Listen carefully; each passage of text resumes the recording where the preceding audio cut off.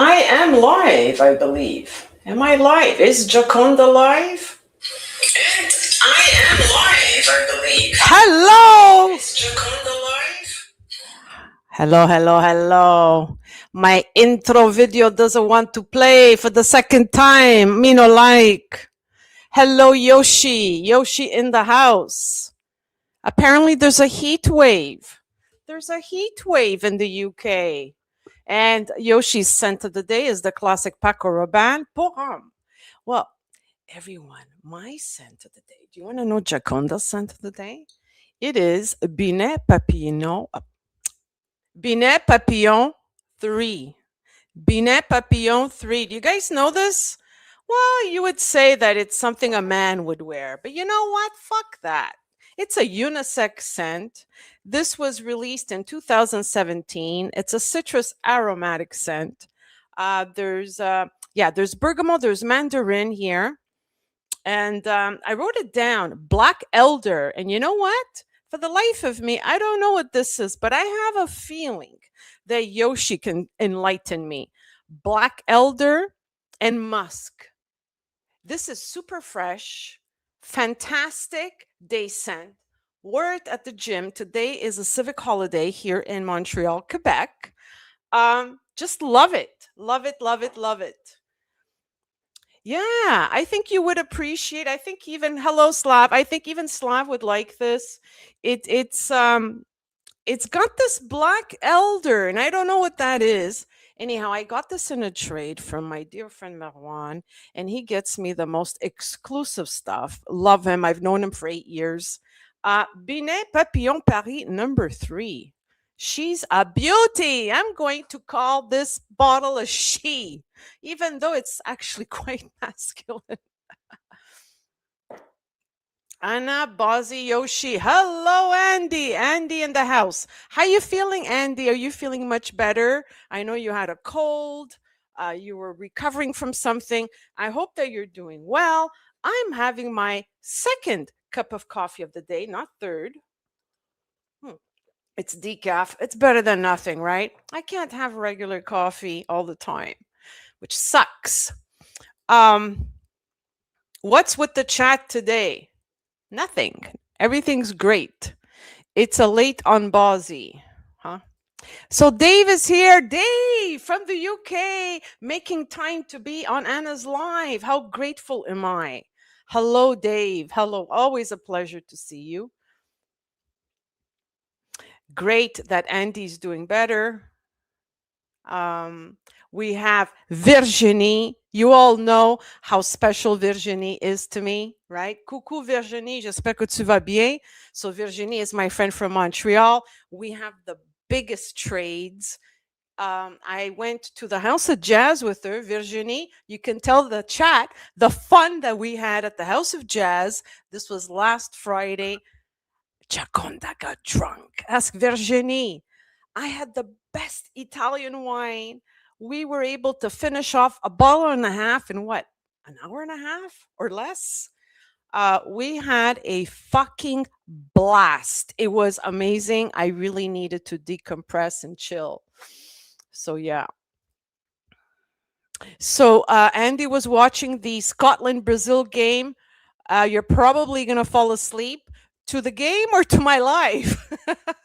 Either way. Well, I just appreciate the fact, Andy, that you popped in, right? We can't ask for miracles. So, yes, apparently that's one hell of a game. Scotland versus Brazil. I can't say I have any vested interest in the game. I placed no bets on it. And, Italy has shamed us so severely that I think we have PTSD from it, right?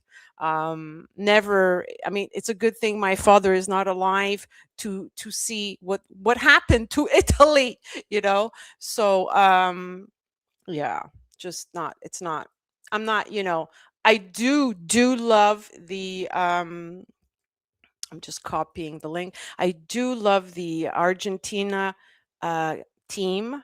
Of course, I really like Messi. Who doesn't, right?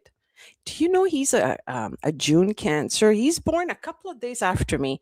It's either today his birthday or tomorrow. Very humble, very generous, a true humanitarian. He donated a lot of money to Syria in helping so many people. So I put the link.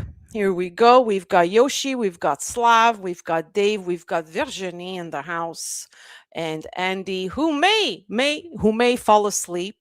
If you have me on a regular volume, Andy, you won't fall asleep. You won't fall asleep because my voice is so loud. Um,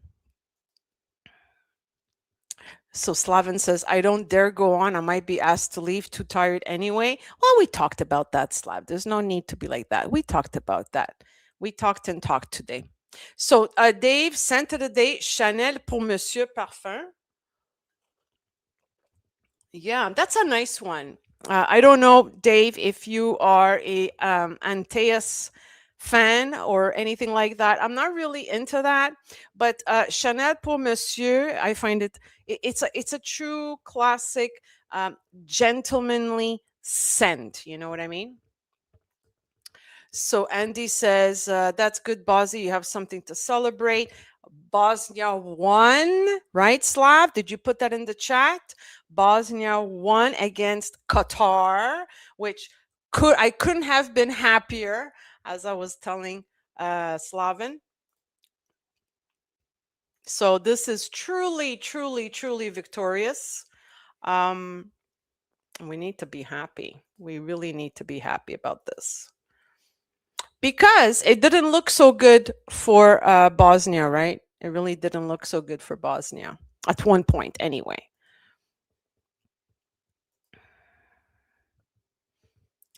I'm just trying to get my background. Yeah. Let me go back to the chat. I'm a little bit distracted with the media, not working. Like my intro song and my banner is not working. I hope the link is working. We've got Bobby in the house. 21 in the house with 6 likes. Hi, Bobby. What did Bobby wear? He wore Chanel number 19 today. And I know Bobby knows this one. I know he does. I know he does. Binet Papillon 3. You know this one, Bobby. Come on. You do. So this is obviously a citrus aromatic scent, unisex, but you know what? Giaconda can pull it off because Giaconda can pull off anything. But, it's masculine. This is masculine. The bergamot is really strong. And then there's something called black elder. And I was asking the chat and Yoshi if they know what black elder is, because for the life of me, I've got no idea what that is. And I have a feeling Bobby knows. Dave says not so much. Anna Antaeus is just a bit flat and weird. It's weird. I wouldn't say it's flat from my perspective, but it's weird. It's like, okay, I don't know. It smells like what? Okay, so for you, it smells like chalk. If chalk had a smell, interesting. Anna is posted, meaning. Oh, what does that mean? Boss, I'm number 19 EDT. Yes, and I do, Bobby, own number 19 EDT, which is very different from the EDP. So I have to say that the Chanel number 19 EDT is definitely a unisex scent. It's fresher. I like it, but I have to be in the mood for that number 19. I have to look up Yoshi. Okay, sweetheart. I missed it, right? Shame on me. Shame on me. Shame on me. Oh, I even missed Virginie's message. It was amazing, lovely evening. I love you, Anna. Yes, we had so much fun at the House of Jazz. And those videos obviously indicate that. The videos indicate that if you guys ever are lucky enough to visit Montreal, you just have to let Anna know, and Virginie and I will take you to the House of Jazz, right, Virginie? We're going to entertain these people and show them what action is all about. Yoshi says, looked it up. Black Elder, Sambucus nigra is a deciduous shrub. I have no idea. So it's fragrant flowers and dark vitamin-rich berries. Well, that's what's in here. Rich vitamin dark berries. How's that? I like to simplify things. That's what this black elder note is, which makes this a little bit different from your typical barbershop scent, because it's not barbershop. That's the thing. There is that floral element to it, which makes it unisex, I would say, So yes, Virginie says yes, that she would be more than happy to take everyone to the House of Jazz if you guys have the guts to visit us in Montreal. You have the guts to visit us in Montreal. That's the question. Do you have the guts to visit us in Montreal? Chorus, I can't stand. Smells like a dank. Oh, chorus, forget about it. Like, ugh, forget about chorus. Yuck. But again, I'm being very immature here because it's all subjective. It's so popular, right? Lots of guys in the fragrance community love Antaeus. They love chorus. But yeah, it's all very subjective. So Yoshi says, love barbershop like New York and town. Oh, yes. Oh, yes. You're talking about Parfum de Nicolai. Parfum de Nicolai New York Intense was one of my father's favorite scents. I had gifted him that, but he couldn't wear it as often as he liked, unfortunately, because he had a girlfriend who did not appreciate scents. And so his collection of 20 bottles, gifted by me, went unloved. You're breaking Dushan's heart now. Yes, I am, but I don't think he's here. I think he's sleeping. So if he does get to see the live, he'll forgive me. He always does. He gets rather upset whenever I say that, actually. That and when I start talking astrology, he's not too happy, right? Yes, I know he loves Antaeus, he loves Chorus, and he hates astrology. So there you go. Um, Dave says, of course, totally subjective, and scent should be very personal and not so much a trend. Yes. But unfortunately, throughout the decades, right, we've had trends. I mean, going back to even the 30s and 40s, there were trends. I mean, there wasn't as much variety as there is now, but Chanel number 5 was a trend, right? Joy by Jean Patou was a trend. Eau Sauvage by Christian Dior was a trend, Bogart was a trend. All these scents were trends. We've got not so famous YouTuber. We've got Spence in the house. Hello, Anna. Have a great stream. Things to do. My scent of the day is Blanc Polychrome from Atelier des Arts. Citrus green, white flowers with a punch. Bobby, Andy. Nice necklace, Anna. Birthday woman. Thank you so, so much, Spence. And my scent of the day, I'm sure you know it. You have the most exquisite taste in perfume.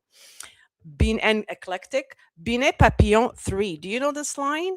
Binet Papillon. So I got this in a trade maybe last year. And yeah, it's quite something. Thank you. Thank you so much, Spence.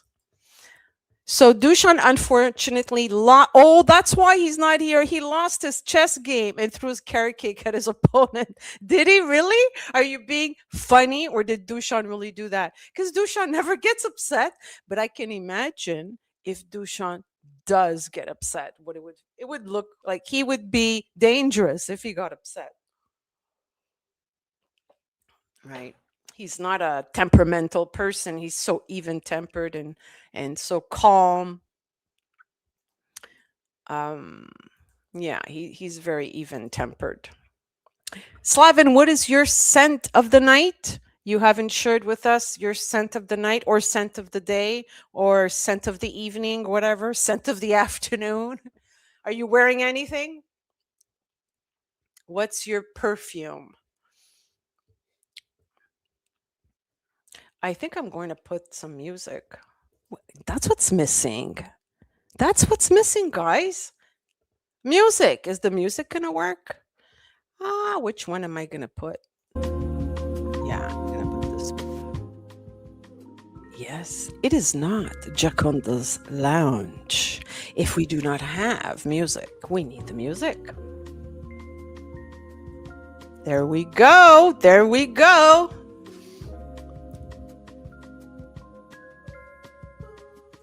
So Slaven says, I'm not wearing anything right. Oh, I didn't mean clothes, Slaven. I meant perfume. I wore Eros Najim. Oh, nice. But that's yesterday. Okay, yesterday. It's true because now for you, it's in the middle of the morning. Okay, I get it. June 24th. You wore Versace Eros Najim. I love that one. I've been asking Virginie to get her hands on that one. Hey Virginie, and it's hard to find here, or I think we did find it, but what happened? It was too expensive. I don't pay retail, right? That's the catch. Giaconda never pays retail. Something like that. There you go. But good choice. I always appreciate whatever Slaven is wearing in terms of perfume. He's got exceptional taste. That's for sure. Is the music too loud or is it just right? Is it just right? We want everything to be just right.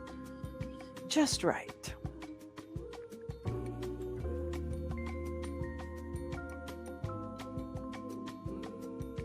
Yeah.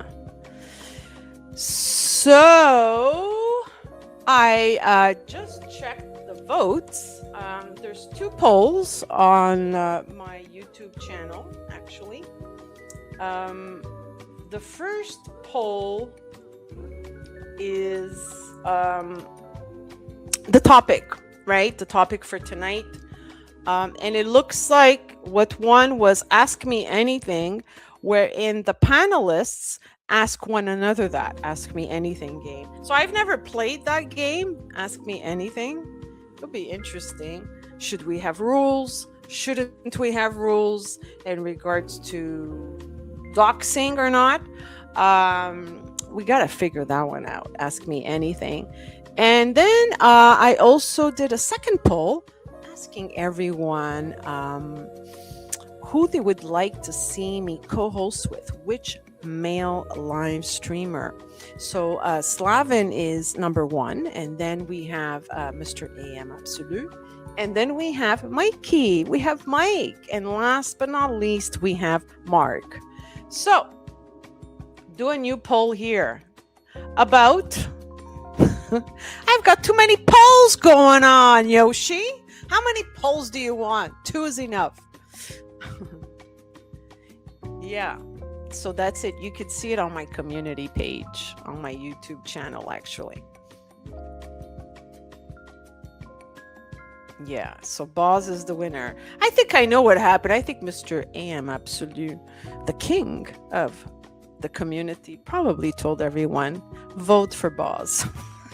He doesn't want me on his channel. He doesn't want any headaches. It's such a burden being so popular. Okay, all right, Slaven. It got to little Slavo's head, it seems, huh? Don't let it get to your head. You know I can challenge you, right? I can see, AM, he told everyone, vote for Slaven. I don't want Giaconda on my channel. She's going to give me a headache. You know, he doesn't want any headaches. There are a few kings here, Anno. There's only one king. Don't get jealous, Slavo. It's AM Absolute. AM Absolute is the king. The king decided he does not want me on his channel. And so it is. He works behind the scenes, like a king always does. He's the only king, Slavo. Don't get jealous. He's the only king. So Francom only has one king, but no. I know there's a double entendre there with Yoshi. You know, you have to be careful with Yoshi. You either pick it up or you don't. Double entendre, that is. Oh, go to sleep and wake up happy, right? Tomorrow's a bright day, Slaven. Tomorrow's a happy day. I am the king. Whoa. ask anyone. Okay. Oh my goodness. Oh my goodness. Oh my goodness. You are no kingmaker. Oh God. Oh shit. All right. So I am leaving in protest. Take it easy, Slaven. Take it easy. There is no real king. Nobody's a king, all right? Nobody's a queen. Nobody's a princess. Nobody's a duchess. Nobody's a fucking snake. We're all human beings on live streams. Some of us are trolls, though. Some of us are trolls. Speaking of trolls, I don't have too many trolls. I don't have any in the chat. I'm troll free. Oh my God. I'm troll free. Are they hearing me? Are the trolls hearing me? Giaconda is troll free. Am I summoning a troll? And if I am, who is it? Who's the first troll? Is it going to be a boss troll? And Slaven has calmed down, everyone. Of course not. It's all nonsense. Absolutely. It's all nonsense. But do not leave and protest. Do not leave and protest. So I also published the 2 songs that Mark and I created. The 2 AI songs. He had premiered them on the weekend, right? On Saturday, I believe, and Sunday. And I just shared the video so you guys can take a look at those songs. We're working on 2 more. We're going to start working on the 2 more tomorrow night. So I'm really, really excited. Can't wait, actually. They're going to be very special. I'm starting to suspect something is wrong with YouTube today. Why? What happened? Enlighten me. Too few people in the chats. Really? They were very cool. Oh, well, I have 23 people watching. So no, sometimes that happens, it's okay. I'm listening to my chill music. I have my microphone. So, hey, the sound is good. It has been for weeks. I don't sound like I'm drowning or I'm inside a bathtub or something. So what happened? You had a live today, Slaven, and you had very few people? That doesn't mean that there's anything wrong with YouTube. My only issue with YouTube is that my intro videos aren't working anymore. I don't know why. That's a bit weird.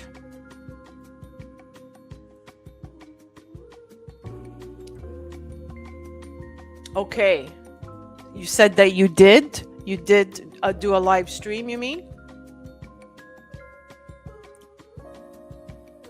The songs. What do you mean by the songs, Yoshi? I'm trying to follow the chat.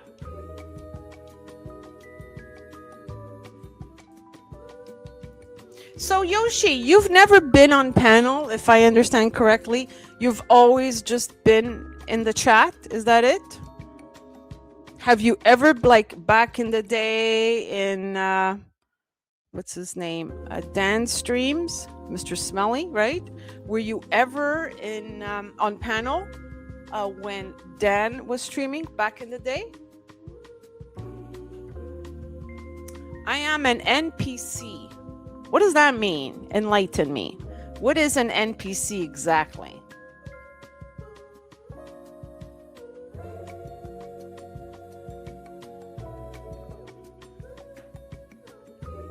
Too few people in the chat.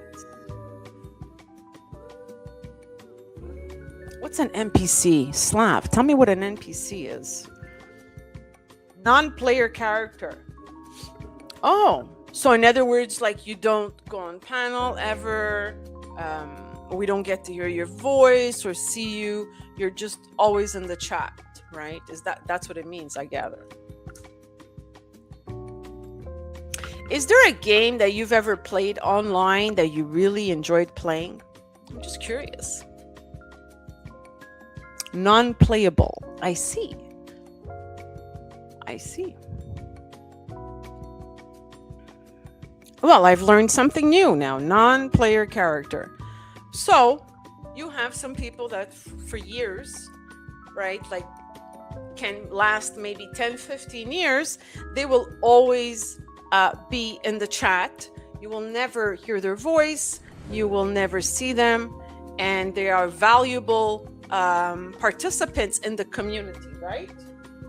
In reference to the virtual world, in reference to these live streams and all that. And it's their choice to remain completely anonymous. Correct? Am I getting it right? Do enlighten me. I am new at this. I just figured that some people just would rather just be on panel on certain live streams, or they're very particular. They will choose one or two live streamers, but then the rest, they will just decide to be on the chat. Others just did that in the early times of the pandemic, like 2020, 2021, and then they just stopped. This has been my observation. Yes, like in a computer game. Okay, so I'm not a gamer. Like, I don't play video games and all that.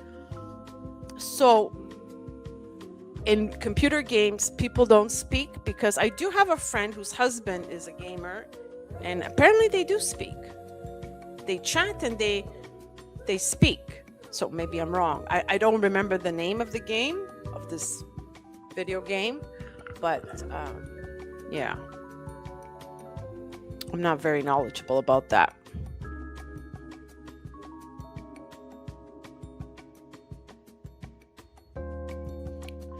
So Slav says, it's like the guy that gives instructions in a game. What does that mean exactly? What do you mean by that?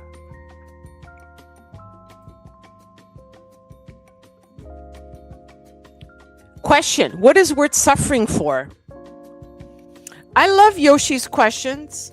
Usually he asks them at the beginning of the live stream. So I've been like 27 minutes yakking away. You know, I can yak away for the next 3-4 hours. I don't have a problem. I'm a teacher. I can hear myself talk all fucking day. What is worth suffering for? Well, let's ask the chat. How about you start, Yoshi? What is worth suffering for you? And then I'll collaborate with you. And what do you mean by suffering? So before we even dare answer that question, what is worth suffering for, we need to know what is the definition of suffering.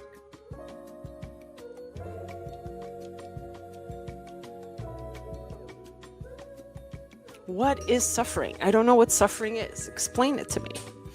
Because what may be deemed as sufferable to me may be pleasurable to you. It is that subjective, unless it's the obvious, right? So Yoshi says, I guess suffering is subjective. Yes. So, starting with that as our baseboard, if suffering is subjective, we need to have a common ground before we debate this or discuss or share what is worth suffering for, because we're giving value to suffering. We need to have a common ground together, what it is. NCK is in the house. Welcome. Buonasera, Colin. NPC stands for non-player character originating from video games. I got that. I was able to piece that together. It refers to any character not controlled by a human player, like a background citizen or a scripted shopkeeper. Gotcha. When used to describe a real person, NPC is usually an insult. It implies that someone lacks originality. Oh, I didn't know that. All right. Behaves predictably, mindlessly, follows trends, or doesn't think for themselves. Gotcha. Very clear. Very clear. Hi, Anna. There you go. I appreciate it, honey. I appreciate it. But, you know, I always like to ask questions, you know, when I don't know. I'm not the type to pretend to know if I don't know. If I don't know, I don't know. Now I know. It's clear as day. So back to Yoshi's question, which I think is incredible. An incredible question. What is worth suffering for? But we need to have a common ground as to what is suffering.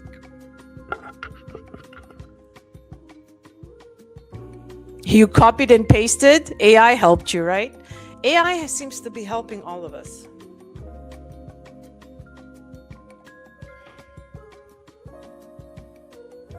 So Yoshi,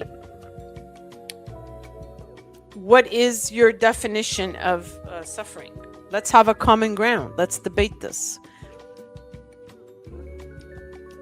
There are different types of suffering. There's obviously, in relation to human suffering, you have mental suffering, emotional suffering, spiritual suffering, and physical suffering.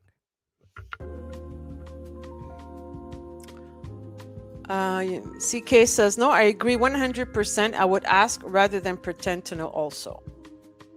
Have a good night, Anna and everyone. Have a good night, and thank you for popping in. I really, really appreciate it. It's always nice when people pop in the chat and say hello. So Yoshi says, perhaps another way to look at this is your values are often hidden in your own sacrifices. Okay. So what is worth suffering for, if I were to translate what you wrote, is what is worth suffering for is defending your values, your convictions. Is that what you mean? So if we defend ourselves, if we stand up for our convictions, does that automatically lead to suffering? Only if others are not in agreement, or if you are in an environment that opposes your convictions, then that will lead to suffering. Is that what you mean?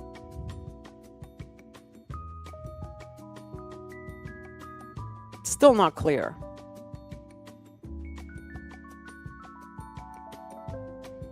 I'm just enjoying this background music. Wow. It so relaxes me. I don't know how many of you are into jazz. I just love jazz. I can listen to jazz all day and all night, you know. It's the type of music that I can appreciate, whether it's cold outside, warm, any season, any time of the day, actually. It's just so beautiful.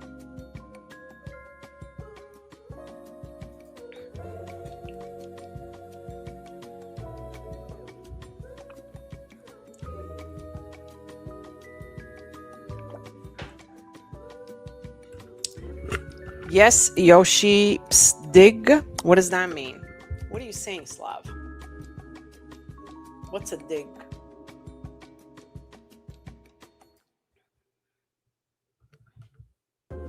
It's a code between us.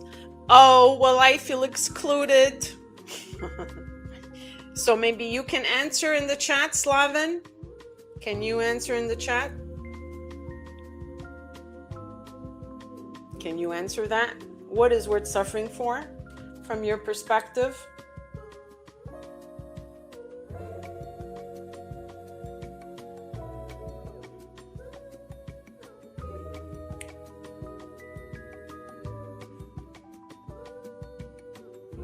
It's nice to have codes between friends. I used to have codes with my father.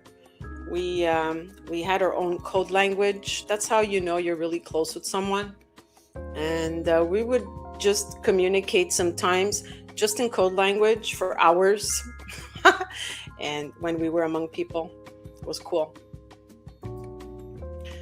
Oh, the hopeless romantic Slaven says, true love is worth suffering for. Helping those you love. Okay. Captain and Coke. Hey, Anna, looking good. Thank you, John. Welcome to Giaconda's Lounge. I hope the background music is not too distracting. So what is worth suffering for? According to Slaven, love is worth suffering for. Although I don't see love as a sacrifice at all. I don't see love as a sacrifice. You see, that's why I was telling Yoshi, we need to have a common ground as to the meaning of suffering. Once you have that common ground, say, okay, this is what suffering means, then we can debate it. Then we can say, okay, this is worth suffering for, but based on this definition, right?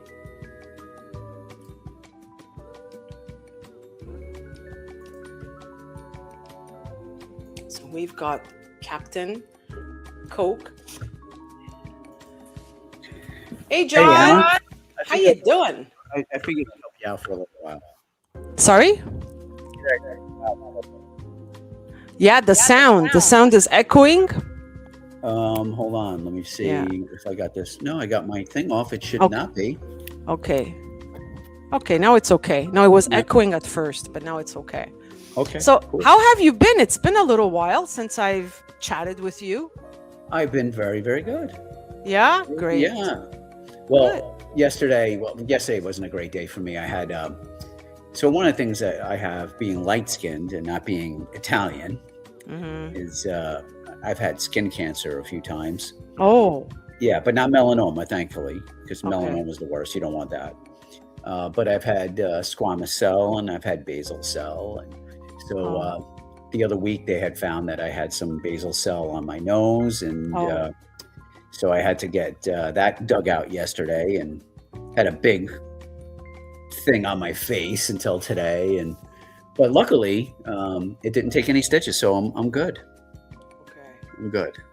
And it's gone. I didn't know that there were different variations of skin cancer. I thought there was just one type. Yeah, there's 3 types. There's basal, which is very rare that it's fatal. Very, very rare. It just usually stays localized. But it can be very damaging and disfiguring. Then you get squamous cell, which, depending on where you get it, can be pretty aggressive. But the one I had, 2 I had on the top of my head, they were able to dig out and I was okay. And then you have melanoma, which is the worst of the worst. You don't want that. Okay. Yeah. Oh, wow. And there's different types of melanoma. Oh. Yes, like the superficial types, and then you have the worst is the nodular melanoma. That's like, if you don't catch that early, you're a dead duck. Oh, really? Oh yeah. I didn't even know that skin cancer spread. Like, to your kidding me? Melanoma is like one of the deadliest cancers there is. Yeah. Okay. That's when's the last time you went to a dermatologist? Not too long ago, because I get like skin tags removed. I had like a mole here. I get it removed every few years because it kind of grows back. I had like another mole here because I can't stand moles, right? Sure. I don't like moles. I don't like skin tags. I don't like keratosis also, which is genetic. It's it's like brown patches that my father used to have that. So I get those removed too. And then you get also, as you age, you get liver spots and stuff like that. They come out of nowhere. You're like, what the hell is this brown shit? Well, you get it on the hands, right? You get it on hands and your face. Yeah. Like around your eyes and stuff like that. It's like, where did this come from? Face, but my hands, I'm starting a little bit. There's nothing wrong with you. It's part of the liver spot. Part of the aging process. Yeah. Unfortunately. But I mean, you could maintain it, and some get it more than others depending on your genetics. Well, genetics is huge. That's incredible. I've seen that before. They talked about like life longevity. And doctors say so much of it is genetic. Like you ever see like somebody that can like drink and drink and drink and they just nothing happens to them. Yeah, it's like, how do you do that? Like Or someone smoke, right? Yeah. Oh, he smoked for 50 years and never had lung cancer. How's that possible? But it is. Yeah. Yeah, and most moles are harmless. You're right, Yoshi. Yeah. Correct. So anyway, that was what I did yesterday, and today, I had to stay. It's kind of weird. I've stayed home from the gym for a few days. Yeah, because you're not doing you're not following your routine, so it feels kind of weird. Yeah. Yeah, I get I was talking to my buddy today, and he was talking about, like, you ever get invited to like weddings, like out of state or out of country, Hmm. and normally when that happens, I send somebody a check, and I Yeah. don't go, because it's a lot Oh, cheaper for me okay. to send you the check than it is for me to go to rent a car, get a hotel, Hmm. then you got to pay for your plate, of course. Hmm. Hmm. I'd rather just give you the damn money and walk away. It depends how close you are with the person, though, Of no? course, of course. If it was like a sister or a brother or something like that, that's a totally different story. Or someone you're close with. Sometimes you're not Correct. even close to a sibling. You're close to a best friend, or Yes, correct. yeah. Correct. But like your normal, I Mhm. probably wouldn't know. Yeah. Well, in the Italian culture, that's what we do. We give la busta, we say. We put all the money in the envelope, and it's remembered, the traditional way. This family gave us $300, that family gave 500, and then you do the same when it's their turn. Correct. It gets all put down in a book. I think they showed that on Sopranos, right? I'm not sure. Oh, did they? I Yeah. think so. There was a scene about that. Well, I know my ex-wife, she was Portuguese, and she had a book, Mhm, and my wife, I believe, has a book mhm. of like what was given at our wedding, and then we returned the favor. You return the favor, exactly. Yeah, exactly. But now in today's generation, it doesn't really work that way. People don't have traditional weddings anymore. I think, anyway. Well, It's, it depends on where you are too. Like I've seen like weddings where people just give gifts, like mhm, literal gifts. mhm. Where in New York, where I'm from, it's cash. There's no such thing as a gift. So it depends on the area you're from. Yeah. The thing Even with like gifts. weddings where they have like a open bar. Mhm, And then I've seen weddings where, like, so where I was from, it was open bar. There's no such mhm, thing as a cash mhm, bar. mhm. But I've seen weddings where you go and it's cash for the bar. Well, we have some really beautiful reception halls here, Mhm. but a half decent traditional wedding, let's say, will cost about $200 per person. That's about right. Yeah, so I don't know if it's the same in the States. So if you put in $200 per person, you're just paying your plate. Then there's the gift, right? The monetary gift. So you're looking at $600 for two people, right? Oof. You want to That's- give a decent gift of $100 per person if Mhm. it's family or or close friends, let's say, Yeah. if not more. But that's the price now. That wasn't the price back in the 80s and 90s, that's for sure. But having a traditional Italian wedding is extremely expensive right now. Yeah, my both my weddings, I ended up almost even, Mhm. close to it. Okay. By the time it was done, there was no. Well, breaking you even certainly is didn't not make so bad. It's not so bad. It's better than losing. When I Sure. got married the first time, we had it at a reception hall. My father knew the owners of the reception hall. It was really nice. We kind of went traditional. The second one, I did it in a restaurant. And both Mhm. weddings, we didn't lose. We pretty much broke even, you have to be smart also in your choices, I had a belly dancer. Both weddings I had a belly, because I love belly dancers. Mm. So I was able to get a good deal with the belly dancer and a good deal on the menu. And then we were creative with the music, because music plays an important role, right? When you're having a party, and the dress, I found a way to, get an affordable dress. So you have to look at all these details, and it was fun. I love planning. I love doing stuff like that, Yeah, my sister had Irish step dancers Yeah. at hers. Oh, nice. Yeah, because my sister, when she was growing up, she used to do the Irish step dancing. Yeah. So, I have my first wrench. I've got Kay in the house. Kay is my only wrench. It looks like I don't have Fernando, nor do I have Moose. And Dahlia's probably working, so it's good to have one wrench, right, John? At least I Oh, got one. I got my K, you know? yeah. If you have anybody that comes in trying to destroy your stream, yeah. Yeah. Well, I But you know, learned my sometimes lesson. mods can be sometimes mods can be a little too much as well. You Hmm. know, it's got to be. You know, you want to allow people to express themselves in the chat as Hmm. long as they're respectful. Yeah. Yeah. You know, Well, or if somebody Chloe. has a different opinion than you, Hmm. that's okay as long as they're respectful about it. Yeah. That's the key, eh? Yeah, Respectful. yeah. Well, my father, you know, what my father used to say, if you want people to respect you, you got to give the respect. Hmm. So, and you're a respectful guy, John. You I really try. are. Oh yeah, you're not antagonistic at all. Well, you know, it's funny. Like it depends on who you ask, right? Like I've had you know, some people say you know, you're a misogynist, Hmm. right? Which I think is like the most hysterical thing in the world. I Hmm. love women.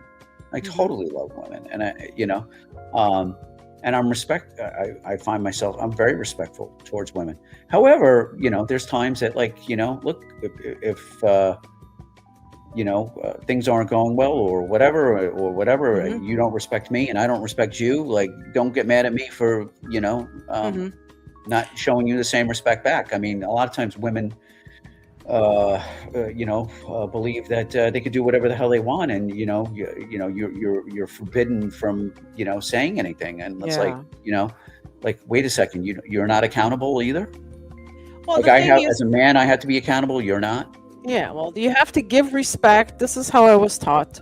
You Hmm. got to give respect to receive respect. I So agree. that's it. Sometimes, though, some people can really get under your skin. Some people are antagonistic, or some people know how to needle you or play with your insecurities. Because you have some people that really know how to size people up, and then they enjoy playing with other people's insecurities. It's like a game to them. Of And then course. that can happen. It can happen to the best of us that we're good natured, and then that person needles us or plays with us, and we just react in a vicious way, right? Yeah. So it's My all, old job, yeah. uh, the guys, man, you could not show any weakness at all. If you had Hmm. any weakness, they would just eat you alive. It's Oh, just the yeah. way it was. Yeah. Yeah. Yeah. It depends your environment, right? I'm Yeah. in education. So, my God, no. I've had to bite my tongue many, many times, sometimes because I have had, let's say, adult learners from different parts of the world. Didn't Hmm. happen often, it didn't happen often. But once in a while, you can have, let's say, students from countries that are enemies, right? And even though they come here to Canada, wanting peace and freedom and all that, they may get into a tiff. It's happened. Not often, I would say Hmm. 5% of my career, but it's happened. And then you have to know how to handle that and understand. Like some of them are new here and they're still like traumatized from everything that they've gone through, and they still have to integrate in this multicultural environment. And you have to know how to handle that. So I've been in some situations, where I've had to handle it. So, question for you: Hmm. have you ever had like so you deal with a lot of foreign students, and Yeah. in a lot of countries, women are not respected the way they are here in say North America, for Hmm. instance, right? Hmm. Have you ever had instances where you felt like you were like you had somebody from another country, you know, speak to you in a way as a woman that Yeah, of course. Of you would course I not have. have addressed a man that way? Yeah, of course, especially at the beginning of my career. I started teaching in 1997. So let's say the late 90s, early 2000, that time period. I was in my late 20s, early 30s. And so I had students in their 30s, 40s, and 50s. And so we're talking about a different mindset, right? These are the parents of my present day students, Uh huh. because I've been a teacher 28 years. So it's a generation after. So I was younger, they were older. They just had a different mentality because I've always been a dominant type of person, right? very, confident speaker. And so, yeah, I've been challenged, of course, and you have to stand your ground. But many times it's happened that they were just testing me. They were testing my knowledge and teaching and all that. Sure. And in the end, they ended up really respecting me, even more so. And I've had, like, say, Eastern European male students wondering, does she really know how to teach? Does she really know her grammar? Can she stand her ground? So they would taunt me, actually, the first 3 weeks. It was really bad. Yeah, everything worked out. I would say maybe 5% of the time it didn't work out. One of them was a guy from Russia, and we ended up being such great friends. And I even ended up tutoring him when he decided to go back to university, and his daughter as well. But he was a pain in the ass the first couple of years. And then we would laugh about, remember, his name was Rudolph. Rudolph, remember? You're such a pain in the fucking ass. But we ended up being such great friends. And and then, male students from other parts of the world. But mind you, let's not stereotype the men so much. I've also had females challenge me, more so than men, because the females would feel a little bit jealous, a little bit envious that I connect very well with the guys, right? And would be envious, It would be envious, and they felt that I was giving more attention to the men or whatever.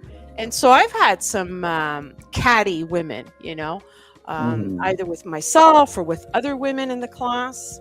And I've had to handle that, So then I've had to handle, let's say, students that were in my class that were so happy that they could come out and express their sexuality and be gay and not fear for their life, right?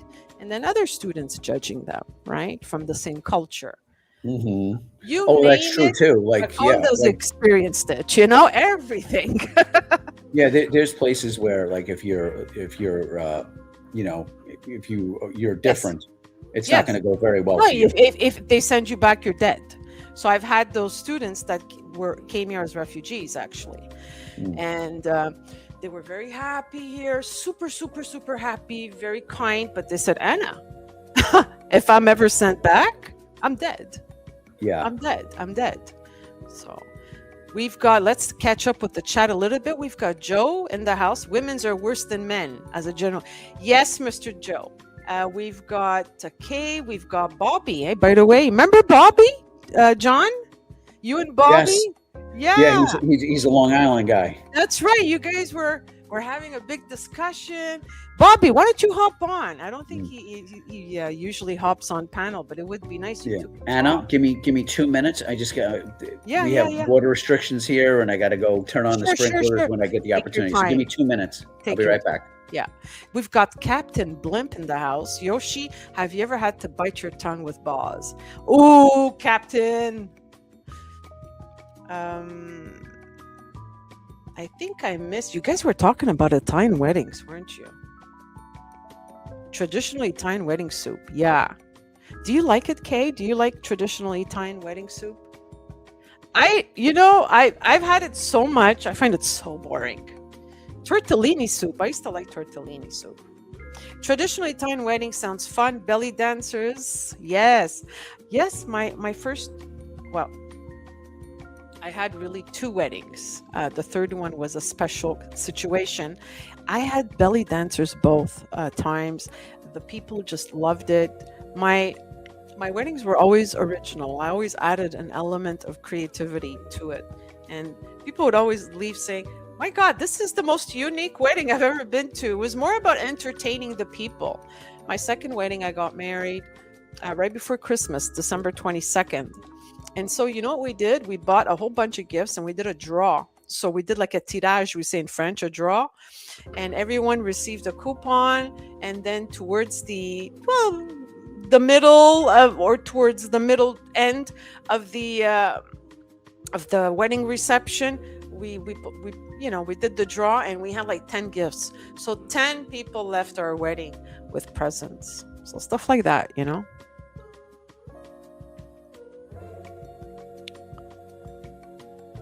Oh, I haven't seen Mange Gnosis. Good evening, Anna. Good evening. Good evening. Nice to see you. So we've got some lovely gentlemen in the house. Captain Blimp, we've got Joe, we've got Slav, we've got Dennis, the classy, elegant Dennis. Welcome to Giaconda's Lounge. I hope that the music isn't too loud. Do you guys like my background, my backdrop? This is a painting of mine. Do you guys like it?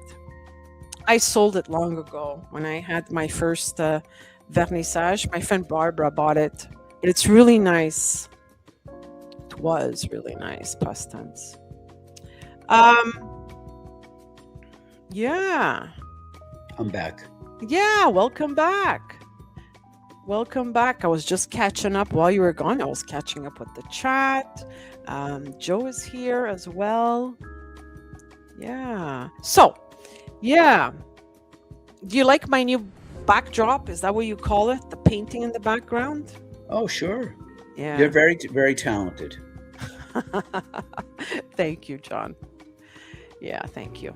I think, Yeah. I think how long have you been doing it for? You know how it started?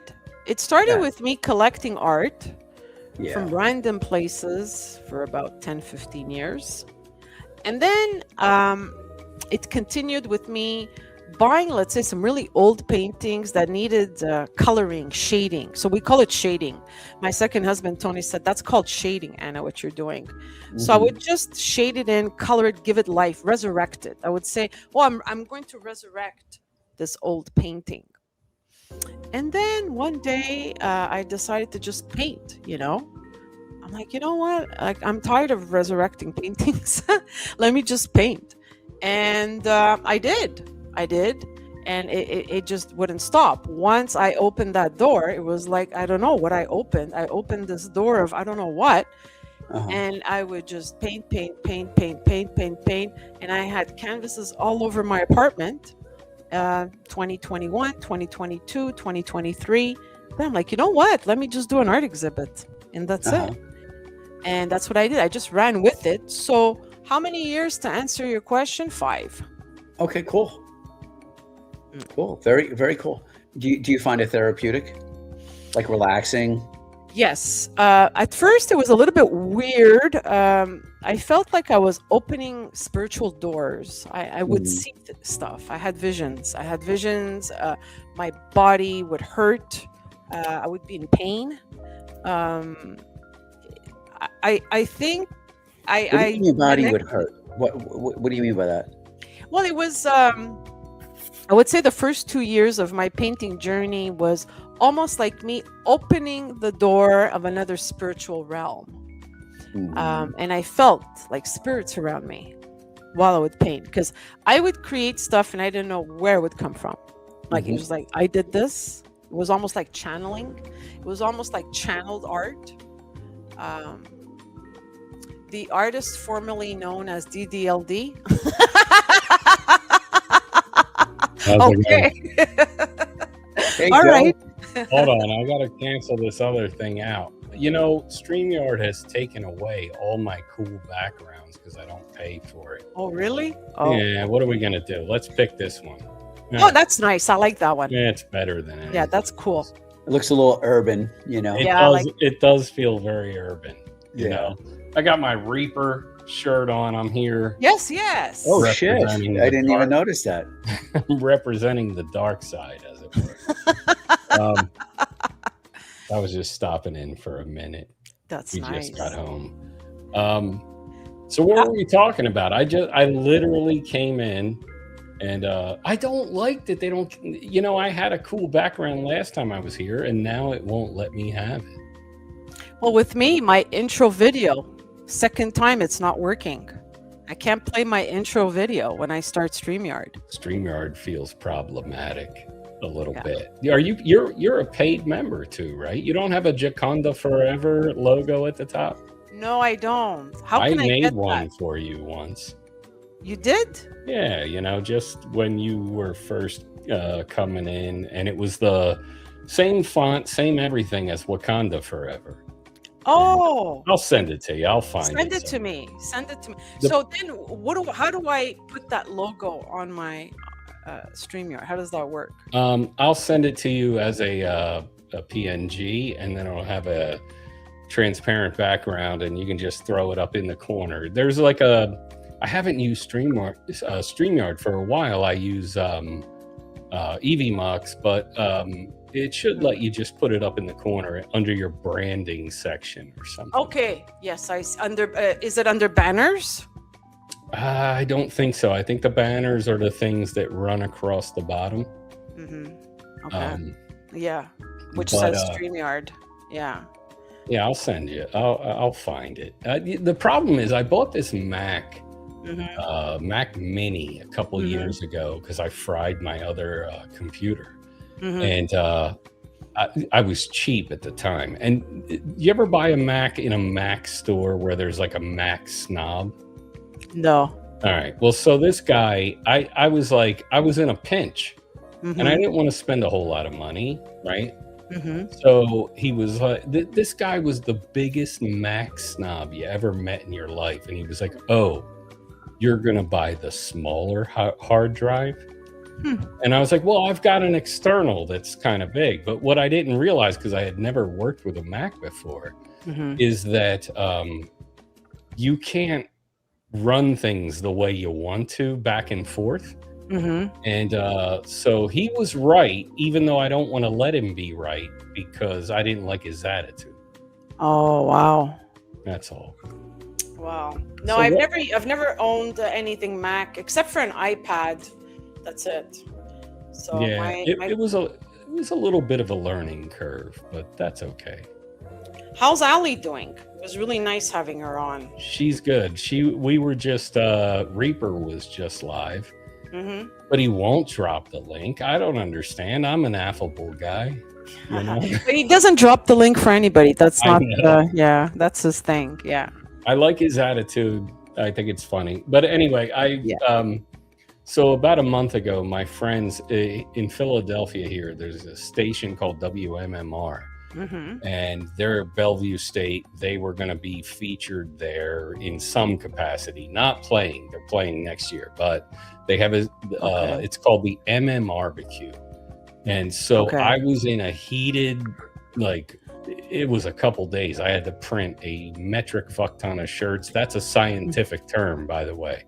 Metric fuck ton. And so in the middle of it, Reaper was, he said, make me a couple shirts. So I ordered this in there, and I've yet to send it out to him. But I'm wearing it now because So you're doing some advertising anyway. Yes, sure. Yeah. Can you show us a little, stand so we can see it more? You got the yes, and you got the Reaper logo. Yeah, right logo. Here, Nice. Yeah, I don't know. It's nice. kind of, it's funny to me, the community. And it only comes in a black T-shirt, or can someone order be on it anything you want it to be? You know? Okay. But I have a couple other ones I was going to make for them, so I have another order in. And that's another thing. Am I going to bore you about T-shirt pressing? No. So, John, are you okay? John, are you all right? Yeah, ahead. I'm all ears. Do you need a Captain and Coke shirt, sir? I can make it happen for you. Do you know I was able to get a Captain Morgan mask. Oh, really? Wow. Yeah. I was able to find it on eBay, and I would go on Joey's once in a while, and I would wear the mask. just to have it. Actually, I'll go get it. All right. Yeah. We need this moment. I would like to see it. I never saw him in the times where I used to be on Joey's stream. I would only see John this way. So, Really? Yeah. So we're talking what, 2021, 22? You were on his streams? Or? Probably around there, yeah. Okay. I missed what everybody calls the golden era, the 2020 era. That's when it all started, at the beginning of the pandemic, right? Apparently, as far as I know. So Bilbo's in the house. Oh, he greatest showed up troll. late. The greatest troll that ever lived. The greatest troll that ever. But you know what? He had some good dialogue with Sue. Do you remember Sue, Bilbo? She says hello. She's like, "Oh, I had so much fun chatting with Bilbo. Oh, look There at it is. that. All right. Oh, wow. John, I never got to see that when I was on Joey. Yeah, I very rarely come on. I had the mask. I like it. You know, Bilbo should clip it. What do you want Bilbo to clip, Captain? The John mask? Anna, the tits look great tonight. Well, at least they look great, right? At least you're complimenting. You're not saying they look saggy or anything. That's true. At least they look great. You know, we are the three of us on this screen right now. We are people. They call us people of a certain age. Is what they don't. They say it. They don't say it to you. They just say it when we're not around. You know, Manginosis, good evening to you, sir. One of the greatest human beings in this entire community is Manginosis. You know, but I don't know him. It's a him, right? I don't know him. It is a him. Manginosis, and I didn't even know how to pronounce it, and I'm an English teacher. Okay, Manginosis. So tell me about Manginosis. I don't know what I'm supposed to tell you. He's an Emmy award-winning commercial guy. So whenever I used to do videos on my old channel, and he would come in and he would say, "This is a great vid. You've set the bar," things like that. It carried a lot of currency for me because he's not, you know, he's not just a viewer. This guy is accredited. You know, he's a serious business type of cat. So I've got someone important in the chat, or I've been having, because he's been in the chat for the last maybe 4 or 5 live streams. Yeah, he's a great and you know what? I mean, besides all that and me fluffing myself up through his compliments, because I'm like a touch of a narcissist. Oh yeah, I guess. Aren't we all though? Yeah, I think we all are. Anybody on the stream right now that comes on screen, we have a little bit of that, I think, in us. But well, I mean, this is the trend now. This is the popular word, narcissism, right? So everyone. But I think it's a solid descriptor for anybody who puts himself out there like this, right? And does Mr. Manginosis ever go on panel? Do we ever hear his voice? I have spoken to him back what you call backstage. We've had some backstages. I've spoken to him privately. Oh, okay. The thing about him is he's not just all of the things I said. He is genuinely a fantastic human being. Wow. And so well, thank you for shedding light on that, because all this time I had no idea who this man was, or I didn't even know who this person was. So before I came in and rudely interrupted, what were we talking about? Because I literally did just come in and barrel in. We were talking about Anna's art. Yeah. Oh, so how are you feeling about that? How long have you been doing that? Yeah, John had asked me that. I would say roughly 5 years. I went on and on until I answered his question, actually. About 5 years. Who are you inspired by? Nobody. It's just art that came out of me. And I know that's hard to believe, or it sounds stupid, but it just, I mean, I've collected art, but it just comes out. It's just. I'm turning my brightness down. I'm up in an attic where the dormers come up like angled, and then I got a key light and it shines right in my eyes, and I don't like it. So my whole life, that's what I did. I drew, I painted, I airbrushed. Nice. The only good thing about that, because obviously I don't do that for a living, but we were in Atlantic City. Do you know Godard? Do you know this artist? No. So he would paint. You see his work in a lot of casinos and those kind of areas, right? So he would paint these olives as little stick figure type of olives diving into martini glasses and stuff. But he also did this series of insects on different types of flowers.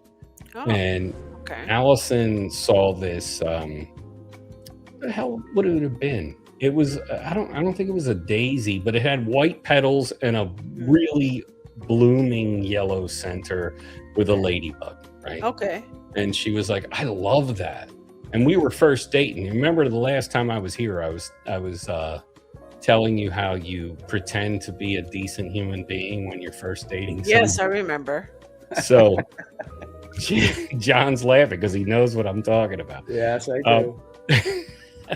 So she loved this painting, and it was $15,000. Get out of here. 15,000? Oh, wow.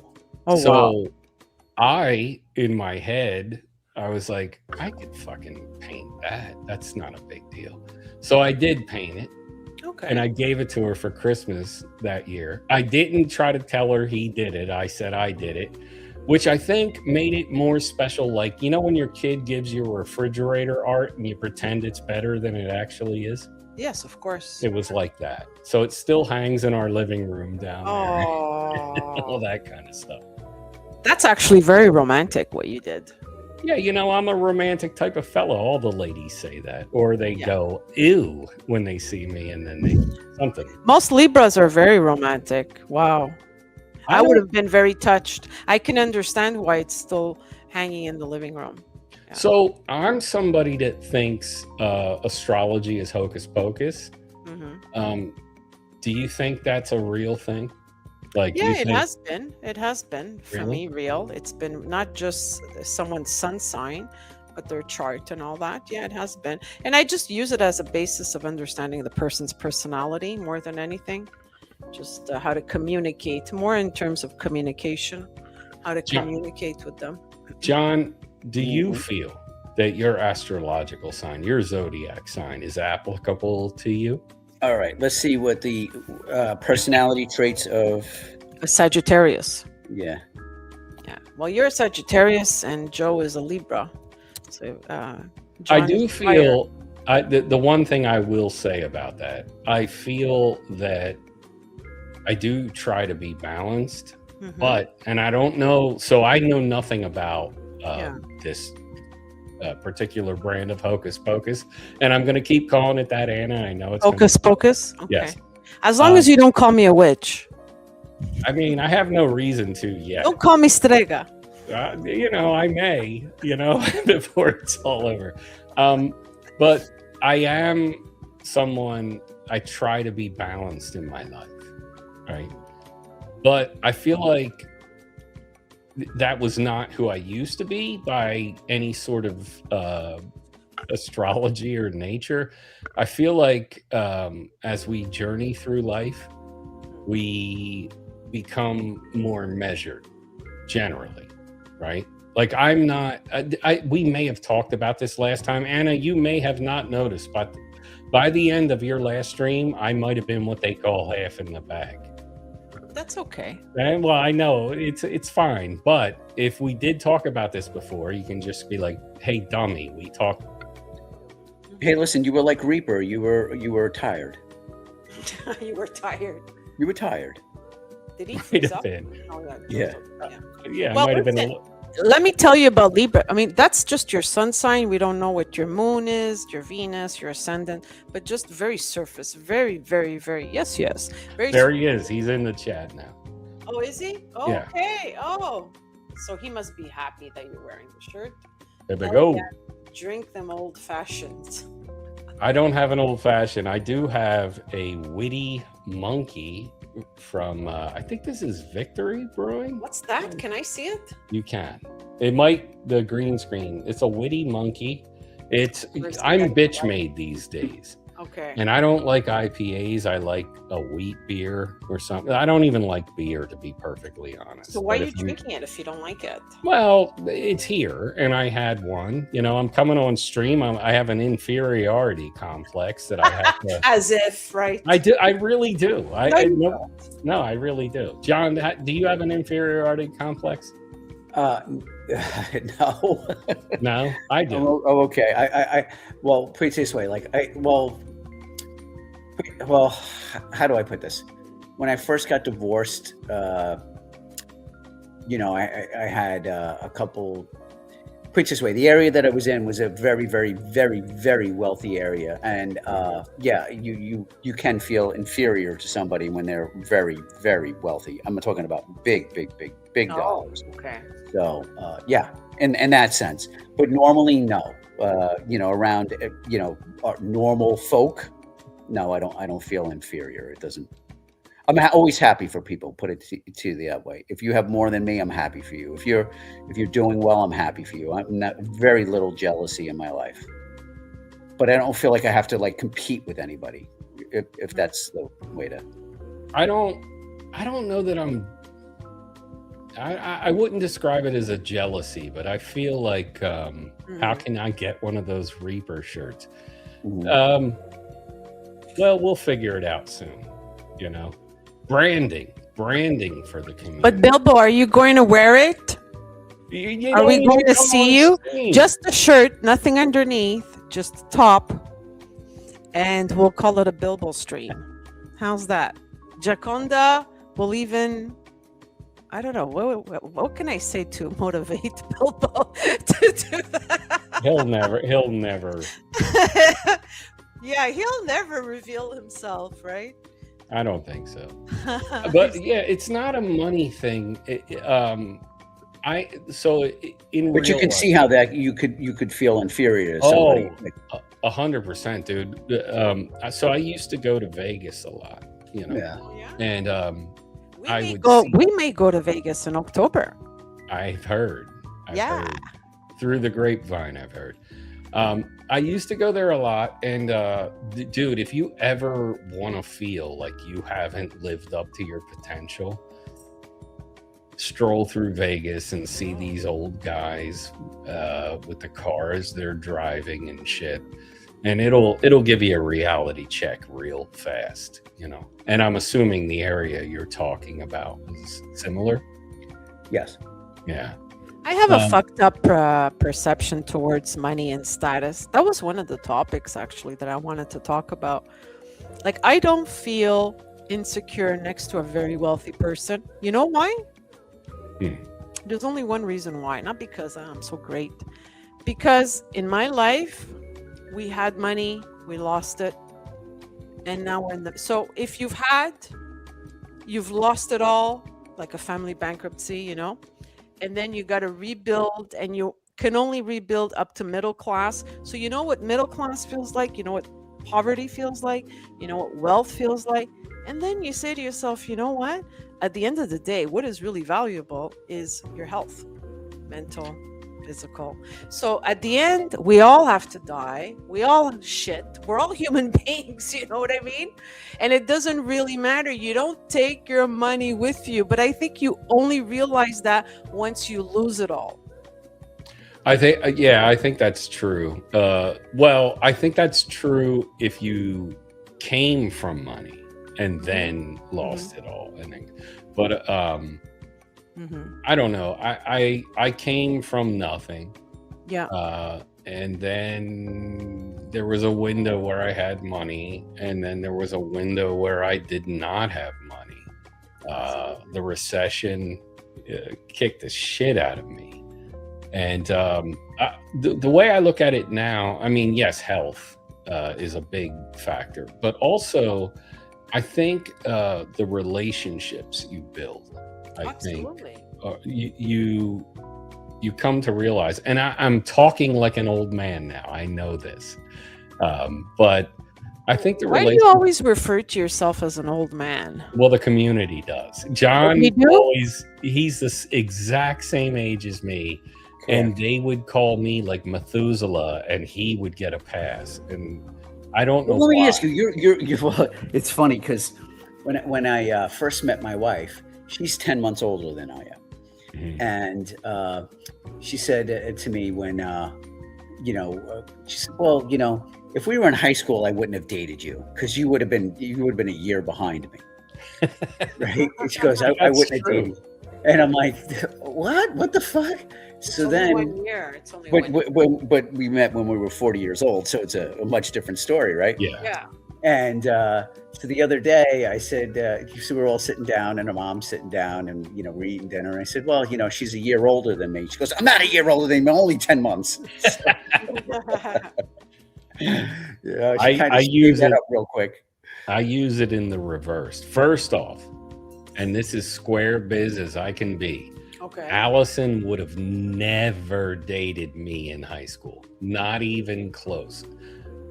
She back then was a model. I was a metal comic geek, right? I literally went to Comic Cons in the Philadelphia region when nobody fucking went to Comic Cons. Like, that was just, now all you look at Bradley Cooper and all these guys are like, oh, I loved comics. Fuck you. You did not. You look like that. You know who liked comics? Guys like me. That's who liked comics back in the day. That's kind of normal because in high school we were different people. We can't really compare. Maybe university, if we well, I never did that either. I'm blue collar trash, as it were. Community college in the States, you guys have community college, right? We do, but then I went to that for a little while, and then here's the trick about being blue collar. At one window of time, you will earn more money than any of your friends who are not blue collar. And I was hypnotized by that. But then things shift. And, yeah. And then it gets, then you look back and go, God damn it. Monster Mania. All right. Yeah. So, see, that's what I'm saying, But now, I was a different person in high school, and I'm sure you guys were too, Can't compare. I was a complete shitbird. What about you, John? What were you like in high school? I was a big athlete in high school, but my social group was very small. My father, he was a police commander, and I wasn't allowed to go to parties. I wasn't allowed to, he was very, very, really strict. There was no like on the weekends or whatever, a party was happening, I wasn't going. I wasn't allowed. Oh wow! Yeah, it's just the way it is. He used to say to me, he goes, what was it? There's nothing you can't do at 10 o'clock at night that you couldn't get in trouble for at 2 o'clock in the morning or something like that. Dude, there was no winning with him. Or if I was going to go somewhere, I'm like, I'm going over Joe's house. Oh, great! Let me call up Joe's parents to make sure they're home. That's the kind of guy he was. So wow. My prom, he said to the limo driver. He said, just so you know who I am, he goes, they won't, you better not allow them to drink alcohol in the car. I was like, oh, gee. Dude, it was the worst. It was the worst. I couldn't be a kid. Yeah, that doesn't sound great. Yeah. And by the way, I look back at it. He was very strict, but I look back at it, and can I tell you something? He prevented me, probably because of my personality, he prevented me from getting myself in a shitload of trouble when I was a kid. Okay. So I got to respect that. I mean, God bless his, or rest his soul. He was a good man. He really was. But he was old school Irish. If you did something wrong, there was no hey, go to your room, for an hour or whatever. No, you get the living shit kicked out of you. This is the way it is. Italians, same thing. Oh yeah, there's no. Yeah. He was an old school Irish cop, and that's the way it was. So my father was a biker drug dealer, Mick, right? Oh God, so it's a big difference. So he was always incarcerated. So my mother remarried, and I had 2 Dagos that were ready to hit the fucking shit out of you if you did anything. I had a 6th grade teacher call my Italian mother and tell her I was the spawn of Satan. And you can do the math on how I went home that day and what I was welcome to when I walked. Oh, wow. Yeah. So your mom was Italian and your dad Irish. Is that it? Yeah. My old man, he was, so I didn't know him because, like I said, he was often incarcerated and shit. But he was all right. I got to know him when my kids were born. He got out of a long stretch and he called me and he was like, I hear I have grandchildren. And I said, yeah. And at that point, I'm married. I have a business running. And he said, well, if it's okay with you. And the thing about my old man, he was 19, he was drafted to Vietnam, right? Bronze Star recipient, all that kind of shit. But it, that war broke him, obviously. And so he came back in a certain way.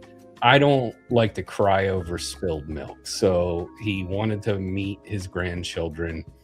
And I said, listen, you can meet them, but if you are still engaged in any of that fuckery, it's going to be a problem. And he said, I will never, and he was absolutely great to my kids. Oh, good. That's great. Hear that, yeah. So, but he was a character that was built for a film. I'll just put it that way. That's awesome. Yeah. Wow. Well, your mom sounds like she was a strong woman. She went through a lot. Well, I'll tell you the story about her offline, but no. Okay. But no. Yeah, I mean, everybody has a journey. Everyone has a journey. I like that. Absolutely. Yeah. And by the way, Dahlia, you call me Joe Downs like I suffer from a syndrome. It's Joe Down. No S, one word. It's what. And she's not hopping on the panel. I don't know why. Why is my co-host not here? She's intimidated. And you know what? She's right, though. She's right about the streams because, the early bird. Because now I try to go out with my wife, 5:30. Beat the crowds. Get the happy hour special for the wife. She can have her little martinis or whatever. Got to get that early bird special. Dude, you know what sucks? So we had, and this is now I'm gonna do the glory days pre-pandemic, but Allison and I lived a life that everybody would always be like, how are you guys still living this way, right? Like we would go out to Philadelphia till the wee hours of the morning and come home. But the pandemic shut down really slowed us down, and we had this one couple that we would always do dinners with, and they loved the early bird special, right? And I'd be like, man, fuck you guys, you're waving the white flag before you. Now I'm waving the white flag like a champion. I love it. Like I fucking love it now. I swear to God. Once you do it, then you're like, what? You don't go back, right? No, you don't want to go back because you realize you're not really missing anything anyway. Yep. You're. Remember when you were well? So I told you a story about my dad. Yeah. So I always, as I got older, and obviously, and I'm no longer living with my parents, I was going everywhere, and I was going out until all hours of the night and all this other shit, right? Now, I get invited somewhere, I'm like, fuck, I don't want to go. I just want to stay home. Yeah. And then the other thing, with food, and I don't know if you've had this experience, but now as I've gotten a little bit older, you don't want to eat late because when you go to bed, you're just like, oh man, I can feel it in my stomach. I feel like shit, right? So you want to eat early so you're not weighed down before you go to sleep. It sucks. I will tell you this though. This is it's so weird and I can't explain it. So I used to get incredibly bad heartburn. I ate Tums like they were goddamn Tic Tacs and shit, right? And then I got COVID from Jump Street. I was this was terrible, but I was working on I had to refinish the floors in an entire house, and I got COVID. And I had to keep going in because they had a moving truck coming. And I would go to work with COVID like I was gonna die. I was sweating all day. I couldn't eat anything. And I would do the floor, come home, go to bed by 5 o'clock, wake up and rinse, repeat, right? And then after I had COVID that time, I never got heartburn ever again. And Interesting. yeah, it doesn't sound good. Like it sounds like somewhere else I'm paying for it. Maybe I'll stroke out during this very stream. Who knows? God But it just felt like, okay, this doesn't seem right. Like, why did that go away because of this other thing? yeah, But I know what you're talking about. Dude, I've been having the last couple nights, and I will never bore anybody with stories about dreams, but I've been having the worst fucking dreams, and I never used to have. I feel like, they all say when we reach a certain age, all of us on the panel, people of a certain age, I'm bringing it back again, Anna. I feel like all these things start happening that you swore to yourself you were never going to let happen, but then there they are. They creep up, man. Oh, well, I don't know. I don't really feel that way.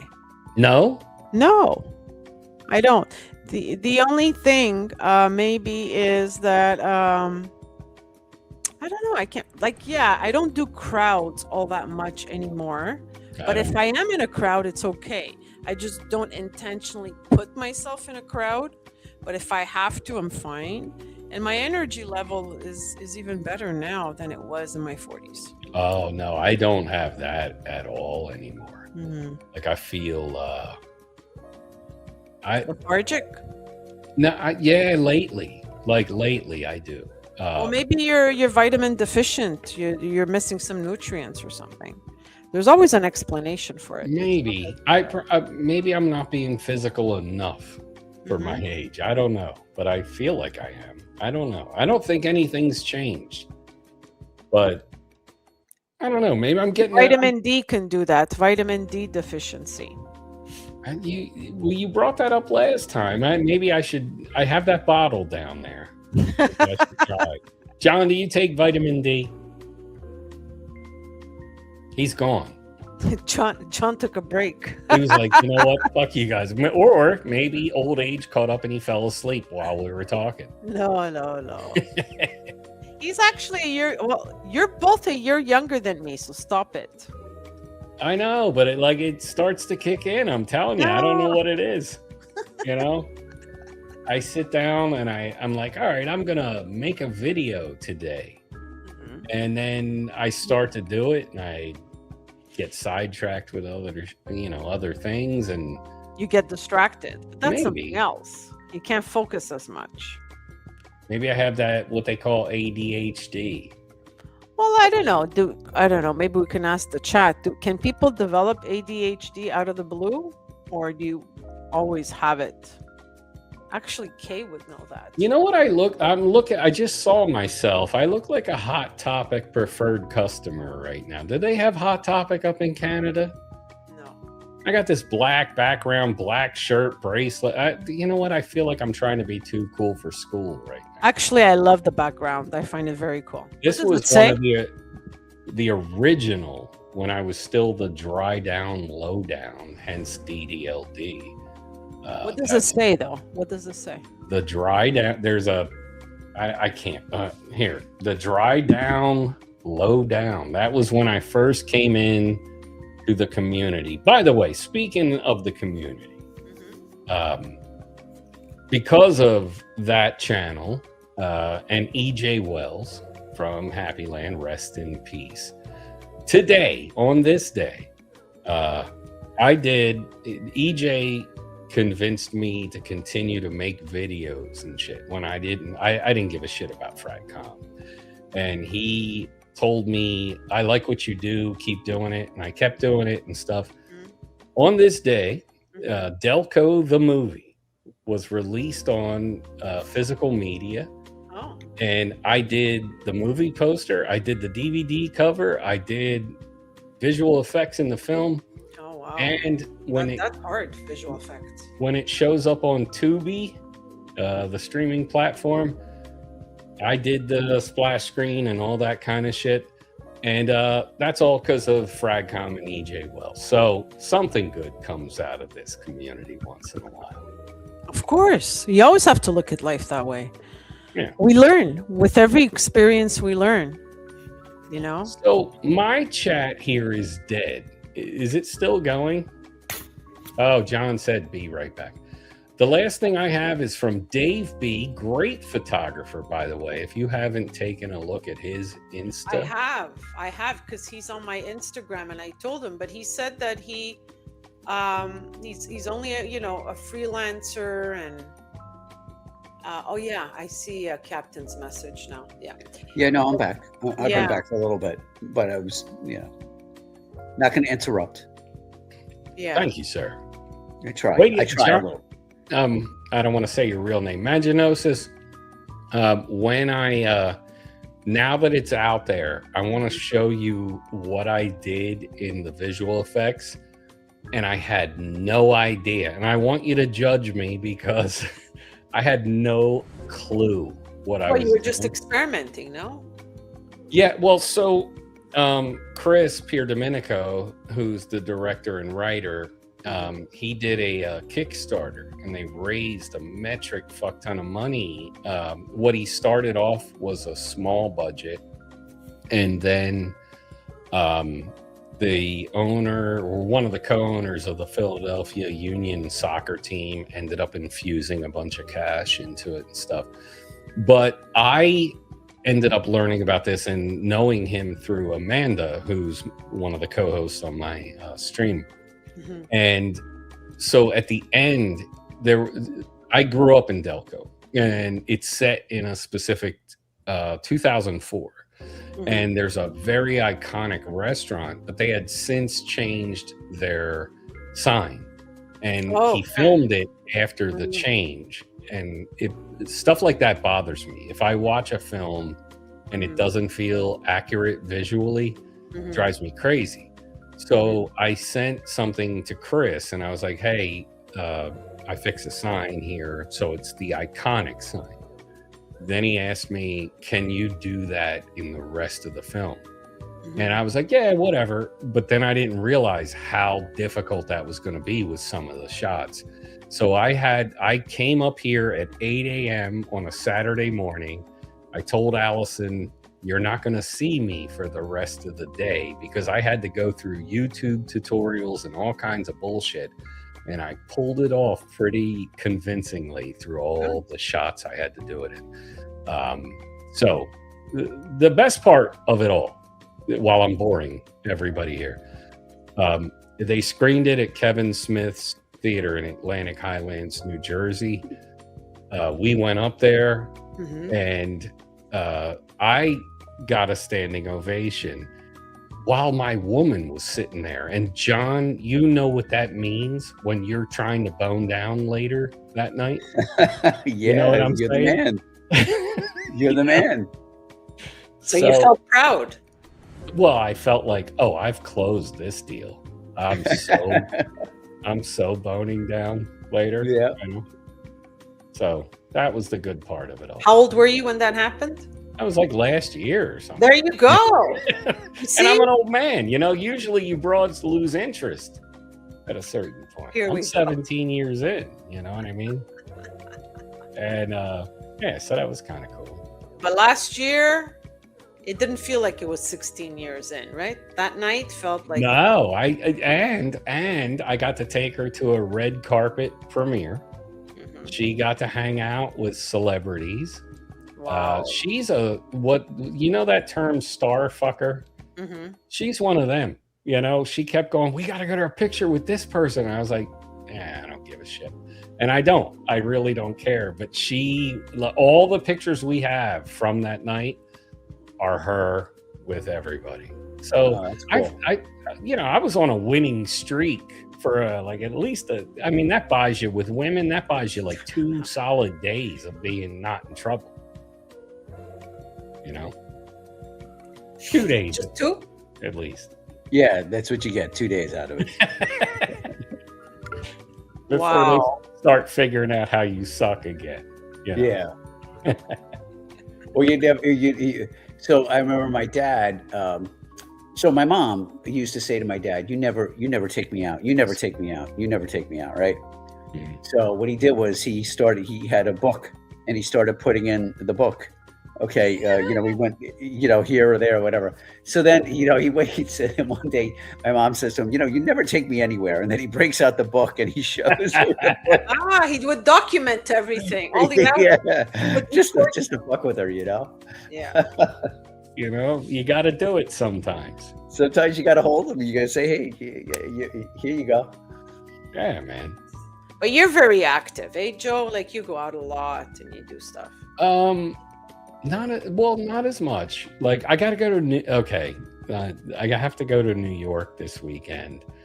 Her sister is having a big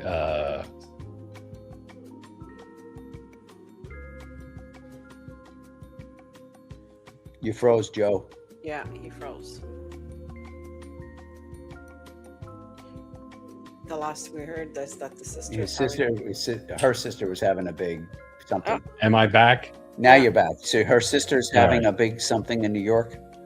Yeah, 60th birthday. They keep telling me it's not a girls' weekend, but I know it is.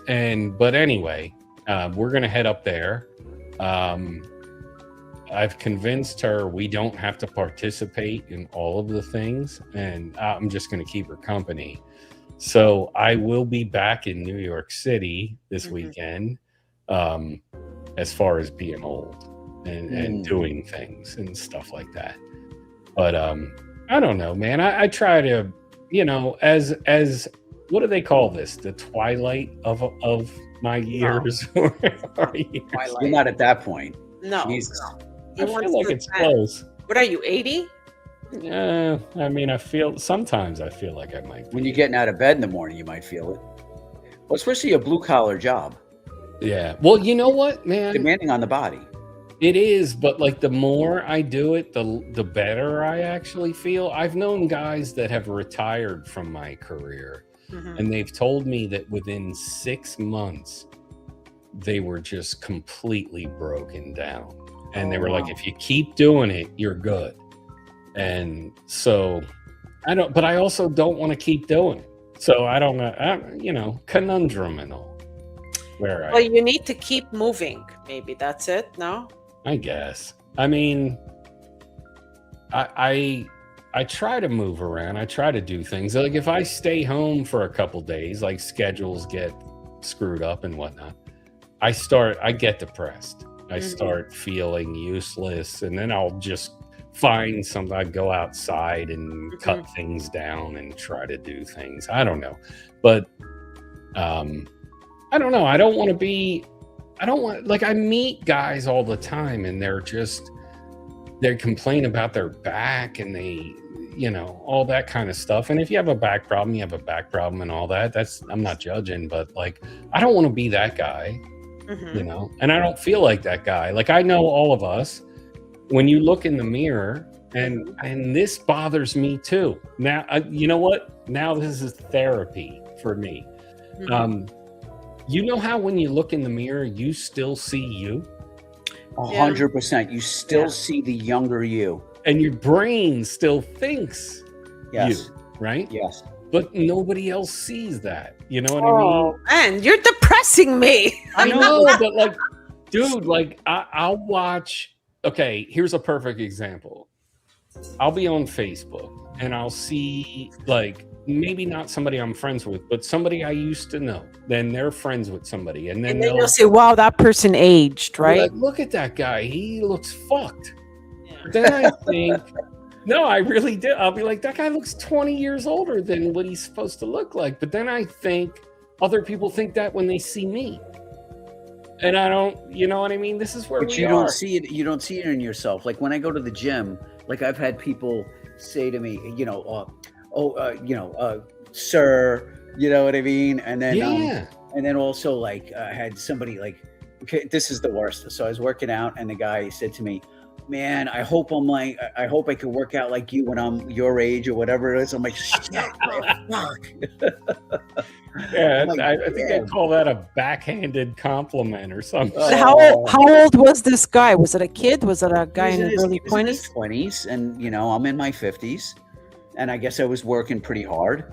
But like I still feel like when I go down to the gym, I can still work out, relatively hard, but then I look at people like, we have, then there's senior citizens down at the gym, and you're like, they're really, I mean, look, it's better than sitting at home on your rear end, right, and doing nothing.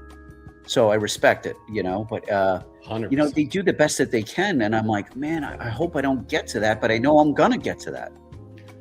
I know, and it just, hey, woman, What? she's here. She's off camera, but I'm talking with John and Anna, and we're talking about, because we are all, I'm going to say it again, people of a certain age. Yeah. And I was talking about how, sometimes you'll see somebody that, do you want these headphones put in? Okay. I was talking about sometimes you'll see somebody that you haven't seen in a long time on Facebook, right? And you see them and they look just fucked. Like the wall has hit them at 100 miles an hour. And John was saying, he goes to the gym and people will say, man, I hope when I'm your age, I can work out like you. Yeah. It sucks, right? You know what she's trying to do? She's trying to big time me now. No, but She's you know over- what? It's a matter of perspective, because a guy in his 20s who's 30 years younger than John says that, wow, I wish I could work out like you. That's a compliment. Oh, no, it is. I know, he didn't mean it insultingly. No, but he didn't. He meant it in the best way. But Yes.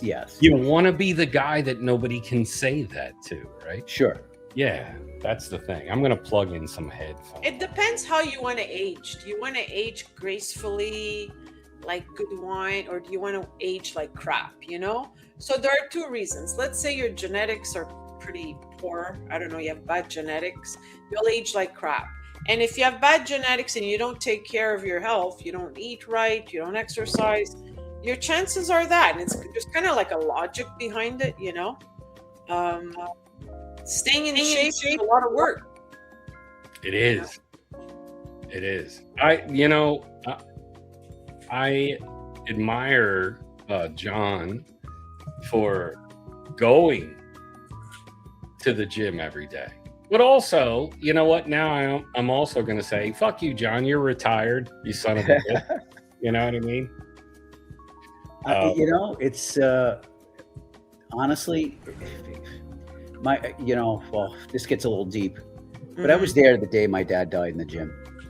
He My died dad- in the gym? Yeah, Wow. well, so what happened was, first off, my dad worked out since he was 19 years old. Oh, wow. So he was 78 years old, and he worked out that whole entire time. My dad didn't drink any alcohol or anything like that, and he was a weightlifter, not much in cardio. The year prior to his death, he had a massive heart attack, and he ended up with a whole bunch of stents in his heart. And he didn't want to do a bypass because he was worried about him not being able to go to the gym because he wanted to go so bad, Yeah.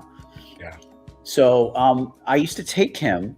Mhm. My parents live 3 houses down from me, right? So me and my wife came down to Florida. My dad was up in New York, and he had come down a few times, and he said, man, this is really nice. I'd love to live down here. Turns out one of my neighbors was selling their house, was having difficulty selling it, Mhm. told my dad about it, and he was able to buy the house. So he ended up living right by me. Oh, wow. Wow. So I would take my dad to the gym every day. Nice. And so we went to the gym, and I'm on one treadmill and I'm running, and my dad was on another treadmill and he was walking.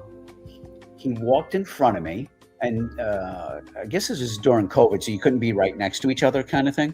So there was like a distance, because this is in 2020. Oh. And he walked in front of me, and he had a huge smile on his face.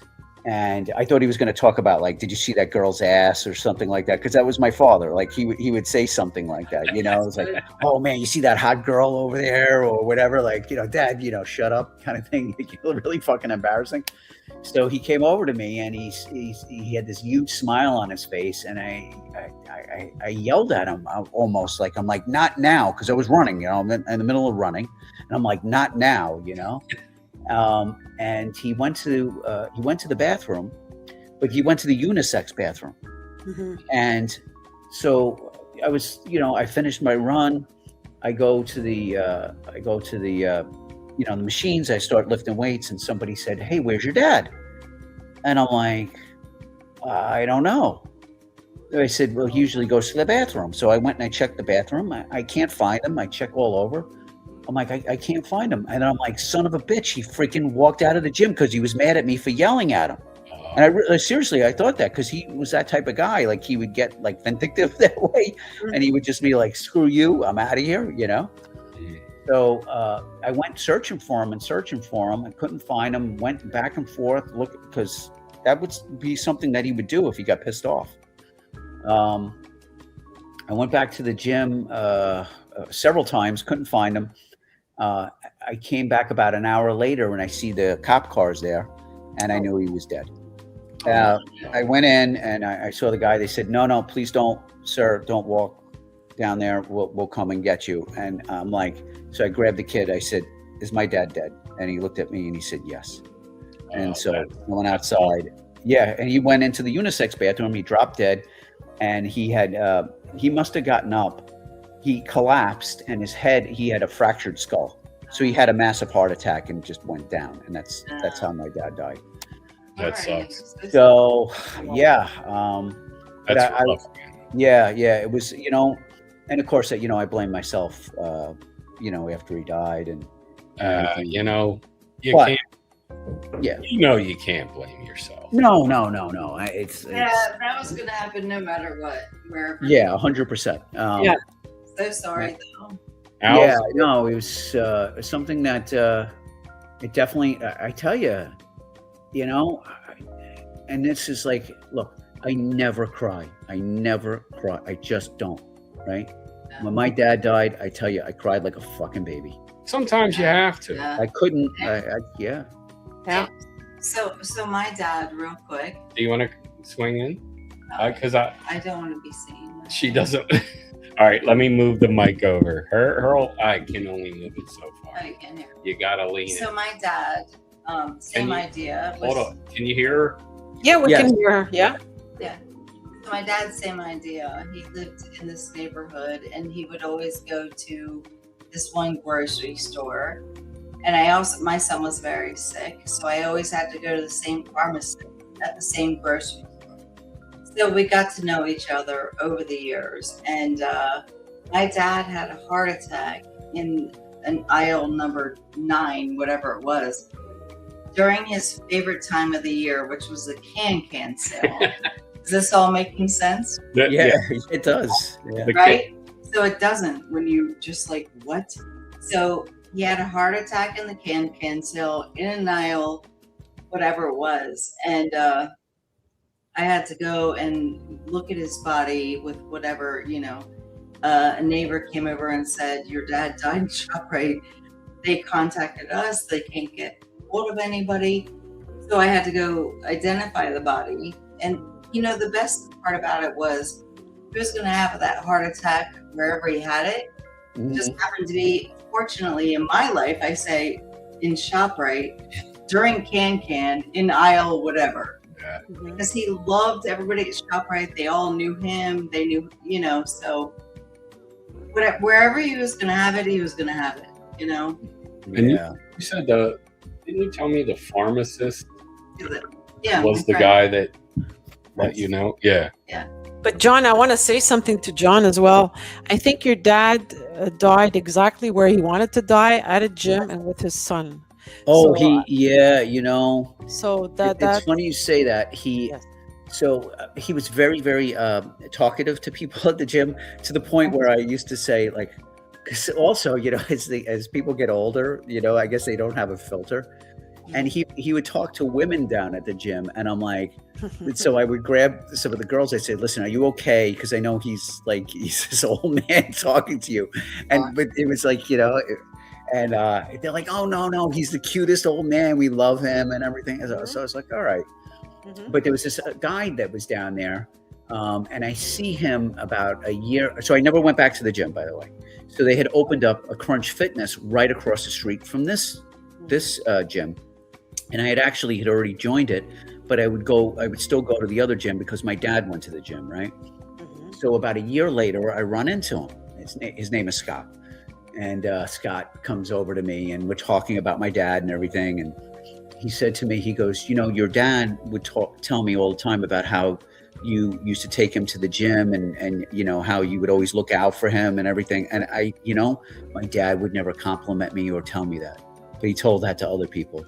Yeah. And completely old school. He would praise you behind your back, but let me tell you, yeah, he wouldn't. That wasn't my dad the way he that was. the mentality. And I tell you, praise your kid behind their backs, not in front of them.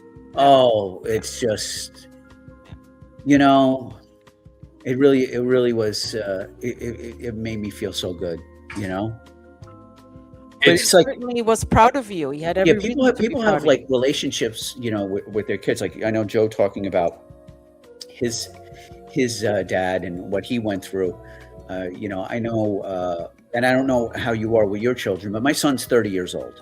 And he's in the military, and he's been very, very successful in his military career, and he's just done like amazing things in his life. I'm very lucky. I only have one child, and like I could say, like people brag about their kids all the time, but he has done really amazing things in his life. And so he was talking to one of his other military buddies, and the guy said to him, he said, they were talking about parents and everything, and he said, well, how often does your dad say that he's proud of you? And my son said, almost every time we speak. And I just, I didn't even think of it. I didn't even think of it, but then I said, it's really true, because I tell him all the time, because I don't get to see him a lot, because he's in the military. I'm down here in Florida. He was just in Utah. Now he's in Washington, D.C.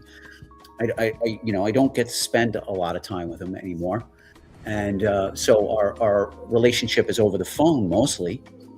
And that's the way it is, though. Yeah, exactly. And we all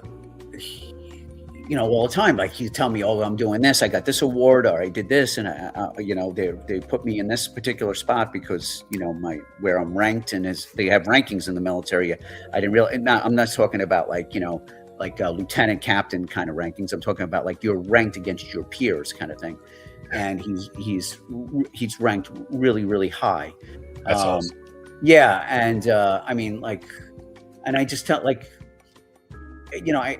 that's the other thing too. Like, you always want your kids to do better than you. Oh yeah, man. That's a given. Yeah. So proud. That's the best part of I think anything. For both of us, our kids do exponentially better than we ever did. Oh yeah. And you wonder, you look, say, how'd you get here? Maybe they were all like, you had to do, how'd you get here? It could have been like they looked at us and were like, I'm not going to be like that. No, I don't think so. I don't think so. I think it's more along, we hear them talk, Yeah. I mean, the one thing that's interesting, like, I remember when I was in my early 20s, her son's in his 30s. Both of my kids are close to that. But like forever, they continued to hang out with us, Yeah. And I never, ever hung out with my parents. So, yeah. I guess things are different that way.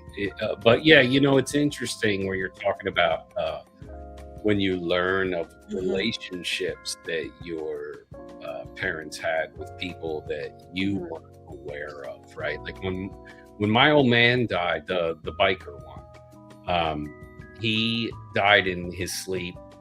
He had Agent Orange, and there was a lot of fuckery going on with the government covering certain things. Yeah. And but anyway, the Eagles were in the playoff, and he went out to a bar and came home, and he had just like I said, he got out of prison. He was in a veterans halfway kind of house, and the Eagles were in the playoff. He went out to the bar, he came back, and he had a heart attack in his sleep, and that was it, lights out, right? And at his funeral, he obviously, what I knew of him, he was an outlaw type of character. And so when I walked in, there was a guy, a monster of a human being. And he walked up and he said, you know, my name is Bradley Eaton. Do you know me? And I said, I know who you are. And like here in Philadelphia, local news would do coverage about Bradley. He was a really bad character, but he had been, as one does, he became born again and all that kind of good Born again Christian. Yeah. And he, you know, I said, yeah, I know who you are. And he said, well, if you ever need anything. And I was like, I'm good, man. I'm good. But that part didn't surprise me. What surprised me about my old man, I had a little Irish woman. She had to be easily in the late 80s, early 90s.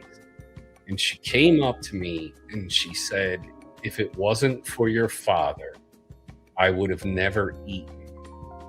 She said he would bring me a ham every Sunday. Now, I knew how he was getting that ham, right? I knew what he was doing. Yeah, John, you know when things fall off a truck? Yeah. Yeah. So, but that's so you how get the 5-finger discount ham. He certainly did. Yeah. But he used to bring me this printout sheet with a checklist of beats and watts and shit. One of his buddies worked for him. He's like, check off what you want. And I was like, what? And he was like, just check off what you want. And I was like, where are you getting this, man? You know? And he's like, don't worry about it.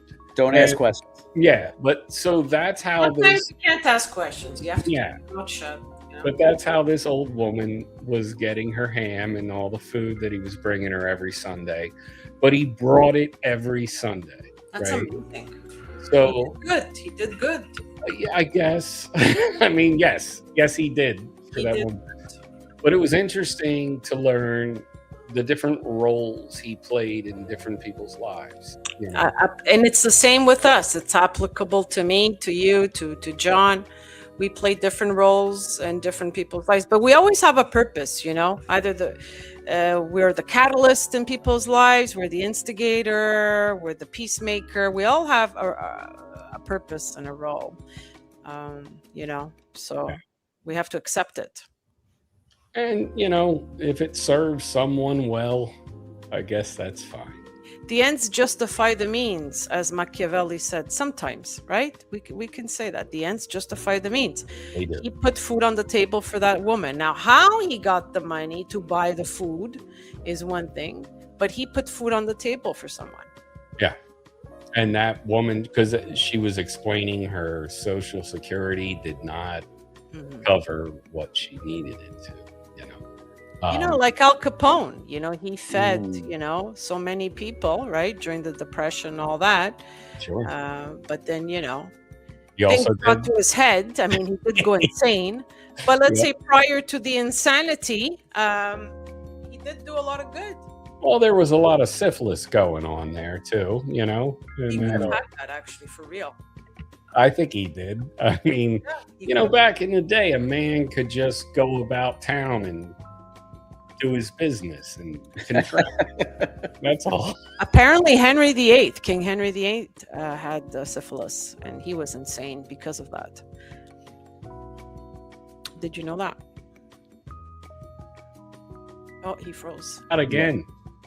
God damn, you keep freezing Joe. I'm gonna call it is amazing to your point. Like at a funeral, people that come, and you're like, you know, like people were introducing themselves to me, and I knew a lot of people from his police department, because when you're a kid and your dad's a police officer, most of his friends are police officers, right? Yeah, exactly. And I knew these guys, you know, very, very well. And like I said, he ended up very high in the police department, so I knew all the real top guys in the police in the department, and so I knew them very, very well.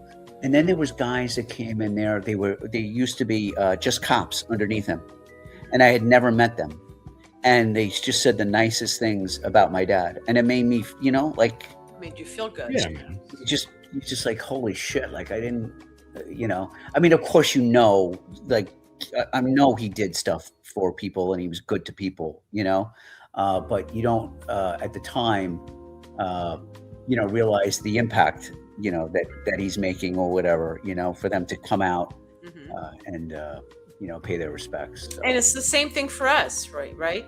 Like your partners or your close friends don't know every good deed that you do. 100%. Good deeds go unrecognized, but the universe remembers everything. Yeah, I think we're all people in other people's lives that a lot of people will never know. Exactly. Whatever purpose we served, especially in parental capacity, your children don't know you the way other people have known you. What you meant to them in their youth, what you meant to them maybe in their career, they're never going to know that. Yeah. And I don't know. It's kind of interesting, man. Someday, somebody's going to tell our stories. Yes, I believe that strongly. When the timing is right, a story will be revealed to help someone else. Let me ask you this, Joe. Huh. So I've had the experience, like I had when before I retired, actually, I literally had like more than a handful of guys over my career that came to me and said, John, and in fact, because I was just a cop, I never got promoted because I was divorced. I had custody of my son. I lived in I lived on Long Island, and this was very close to the Long Island Queens border. This made a lot of sense to me to work there. I didn't want to get promoted and then get shipped to the Bronx or, Brooklyn somewhere and be stuck, hours of commute and everything. And, but I had guys, they were getting promoted or whatever, and they would come back to me and they would say, you know what, I just want to give you a call, say thank you, man. You really taught me a lot. I really learned a lot from you. Cool. That made me feel good. And I know in your business, do what you do. Like, I'm sure you've worked with other people. Did you ever have like people come back to you and say, hey, by the way, Joe, I really learned a lot? I would like to tell you yes, but I would be lying to you, John. My business. Oh, you're moving in now? What? Oh, hold on. Turn it that way. It's fine. That's just a sound. The nerve of this AM. He says hello to Joe and Captain, and he ignores me. The nerve, and he does it on purpose because he just wants to rile me up. He's a bastard. That guy. AM. I see you everywhere. Face rider. He's a great dude. Rider. Love that guy. In my business, most of my employees came and went. I'm still good friends with them, but they've moved on to other trades. So whatever I did teach them, it's not really applicable to their lives. Like when you enter the force, right, you're there to stay. Yeah. Usually. Yeah, sure. I'll tell you a funny story, and I'm going to use the bathroom. And No, you won't. Yeah, and she's here now, so you can talk to her. And this is cop related, but maybe not. Oh, the lovely lady is here. Look at you. Hello, That Allie. smile. Hello. Hello. This is maybe not the best cop related story, but I it took was. my shoes off and it kind of smells. What? I'm just saying. All right, now you have to leave then. Take this off, so we'll be all right. Anyway, so there was a cop, and I knew him as a child, right? Like I knew him my whole life. He was always decorated. Now I come from a place called Chester, Pennsylvania, which at one point was the murder capital of the United States. Oh. Al, Where we live is it? Al considered, breaking up with me when she figured this out. Yeah. But- Good. So this guy, I'm not going to say his name, but he was always being decorated and always being celebrated. And one night, my old man, after he got out of jail, he came over, and Anna, I told you about the Dago red wine we would drink. We were sitting on my deck, and the cop came up. My old man goes, "That's the dirtiest fucking cop in the business." And I was like, really? And I'm like, are we talking about the same guy? And he said, yeah, man. And I was like, well, what do you mean? And he was like, dude, he took money from us because they dealt drugs all through the city. Yeah. He's like, he loved our women. He loved our drugs. He's like, one night I had to hang him over the Commodore Barry Bridge because he wanted his percentage upped. And this was the rudest awakening for me. There you go. Because I always saw that guy as like the paragon of virtue, you know? Yeah, I mean? yeah. And, you know, I mean, it's no secret there's always a couple cats like that, you know what I mean? But that blew my fucking mind, man. And he was like, yeah, we grabbed him by the ankles. Because he said what they would do, the way they would pay him, he would act like he was pulling them over on the bridge.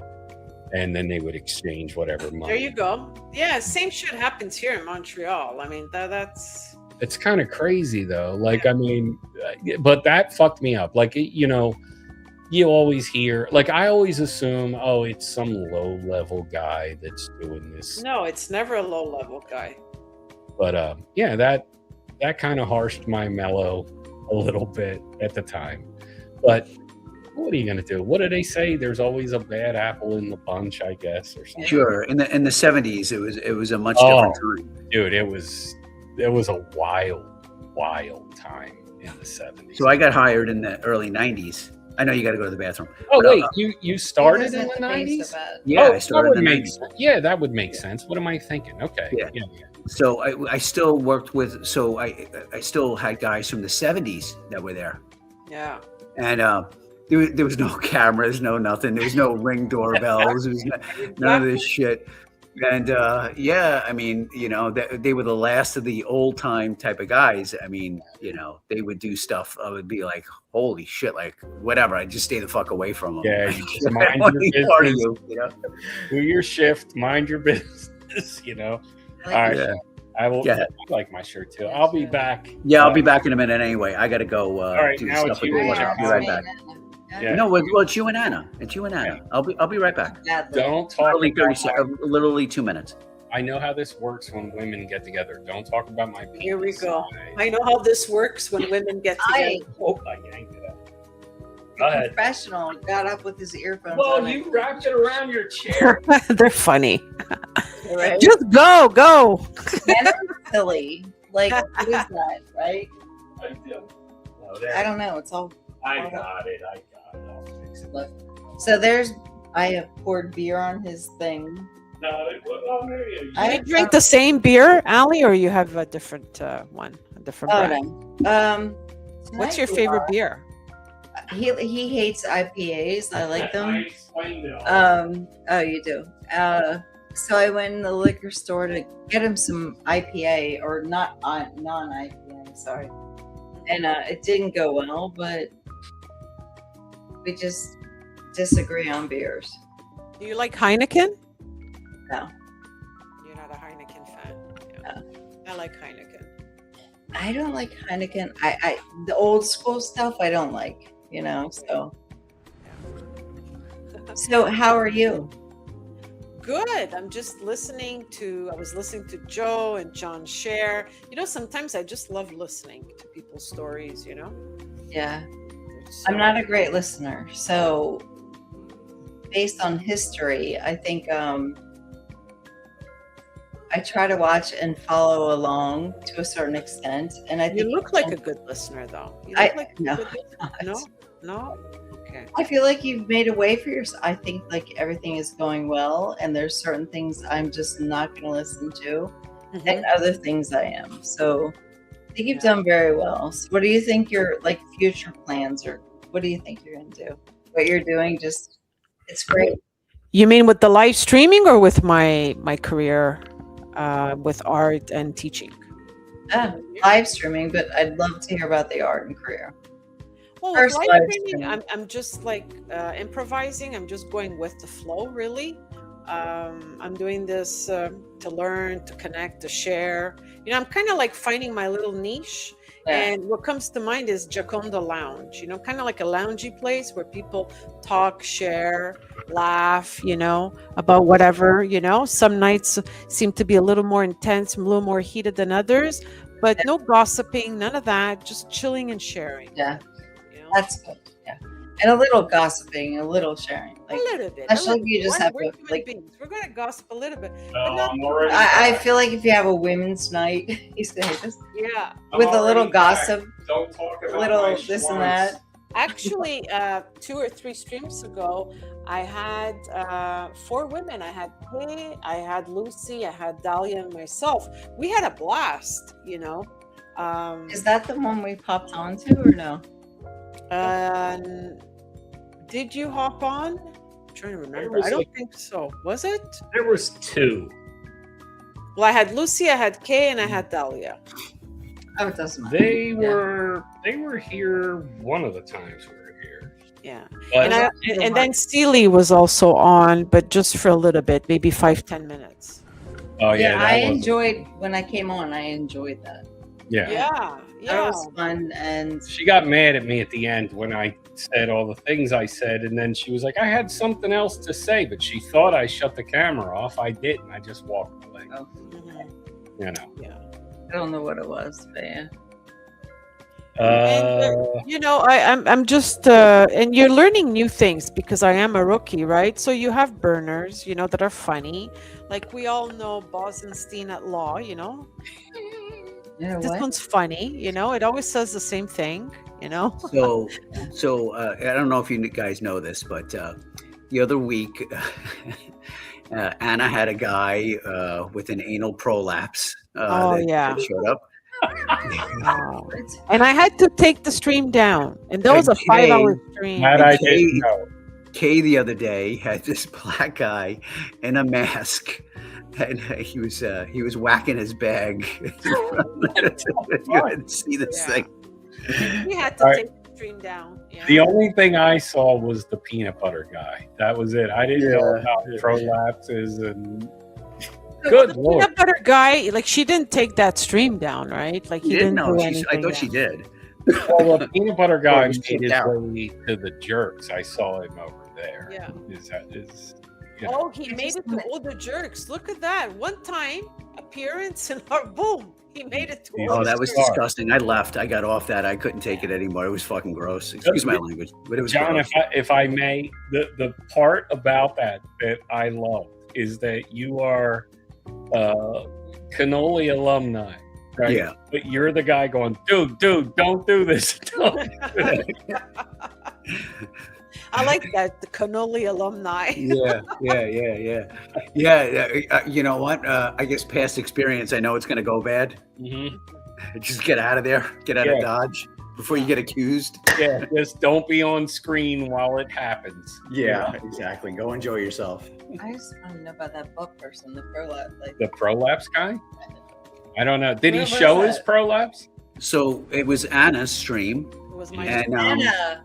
yeah. yeah, I had the to guy- take it down my stream. Yeah. yeah. Oh, And yeah. it was like show yourself or something like that, and then he shows like a dude bent over and his Oh my god. guts coming out of his rear end. Oh, It was so gross. But I couldn't make sense of it. I didn't. I had. Well, no she didn't idea even know what it was to I begin didn't know with. what I it don't was. think. I wouldn't have either. I wouldn't. It looked like AI, to be honest. It didn't look real. Oh yeah. Did it look like a butthole? it No, looked it well. didn't. It didn't. It looked like a what do you call it? Like a baboon's ass. Yeah, like an overzealous butthole is what I'm gonna. Are you Yeah. shocked? All right, Maginosis. When you watch it, I'll tell you what I did. And okay, no, better challenge. See if you can figure out what I did. You And just then got Delco the movie. he did. Boy, dude. He's gonna. So can we do the same? Can we watch it on Prime TV? You can, or you can wait till it's going to Tubi because that's what I did the splash screen for. Mhm. Maginosis, I wanna see if you can tell. If you can pick it out. If you can't pick it out, then I did something okay. But if you can, then I'll feel like a loser, you know. And then I'll text you and be like, "You've crushed my soul, sir," but not really.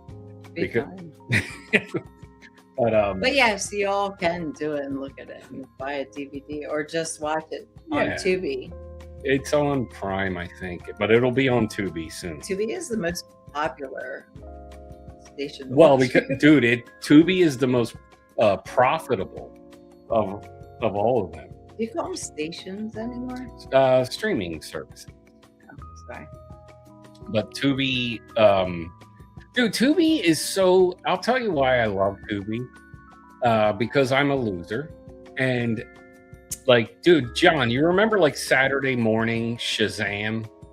I love that. Yes. Like, It's dude, so good. that shit's on Tubi, and I will get all geeked out. I'll be like, oh, I'm gonna watch this shit, like Land of the Lost and Puffin stuff, and then I'll put it on, and 5 minutes, 10 minutes in, I'll be like, you know, you could have done more with your life. That you were excited about this. There's no reason to be this excited. That's what I go through. These are the struggles of me, and then she has to deal with them. Well, I But you've think grown. You've grown over the years. I would though? like to Has say he, that though? I don't feel like No. I have. Like that's my we just problem. go from one to the other to the other to the other, and I really don't care because I'm just like, all right, it's cool for a second, and then I'm like, fuck it, I don't care. I'm Well, the going to best sleep. part is I to usually sleep. put it on in bed. You know how Yeah, like you we're going when- to sleep. Yeah, she'll be asleep in 5 minutes anyway, and I'll be sitting there reflecting on the choices I've made in life that brought me to this point. Oh, so you're very reflective at night. No, he's Oh not my bullshit. God. What are you talking about? I have to stay up and watch him because I can't take it without seeing the ending, and he's snoozing. You don't need to see the So- ending of HR Puffin Bullshit. stuff, I man. do. It's You know always I going to do. end the same way. And then the next day he's like, "How'd that end?" And I'm like, "Are you kidding me?" Oh, no, that's movies. I'm talking about the old Same 70s. thing, it No, doesn't I know matter. how they all You end. put it on, I get pissed off because I know you're not going to last till the end of the movie or whatever. In it the is. end of every episode of Land of the Lost, there's going to be a dinosaur, a Sleestack's going to come around and Chaka, and then it's all going to resolve itself, and they're still not going to get it's back great, home. but once you put it on, I have to watch it till the end. Yeah, I don't know. I feel like Anyway. you fall asleep. I hear the snoring, is all I'm No, saying. you don't. Yeah, there's a lot You of- guys have a TV in your bedroom? Hell yeah. I know. We shouldn't. I'm but we trying to get do. a sound bar for the bed. I'm like, dude, we need this I'm to be trying like a to ban theater. him from the bedroom. I like Over there. You want a sound bar? Go over there into the next room. Oh, shit. We have a right over there. We have an arcade machine I built, so we can play. Like we can just live like it's still the '80s. Nice. Oh, isn't that cool, John? Oh, yeah. Oh. Yeah, he sounds real jealous the way he said that. Yeah. He's like, "Oh yeah, that sounds great." An Trust arcade me, room. there's been more than a few things I've said to my wife. Hey, you know, I'd like to have this. No. You know, No. you know what's funny though, if you think about it, as you get older, and you know, you meet somebody else. I was married for 18 years. I've been with him for almost 20. So that's a long history, right? Yeah. So the life I live in the same house that I lived in when I first got married and had my child 30 some years ago is a very different atmosphere. Like, right. So we have video games, which I love. We have this player, but then again, I also had a child with that person. So there's a different dynamic. When I would walk in my house today, as opposed to 30 some years ago, it's very different. Yeah. And I think that's interesting. Like, I don't know. I don't think my So the house is neutral. Basically, you create the home, right?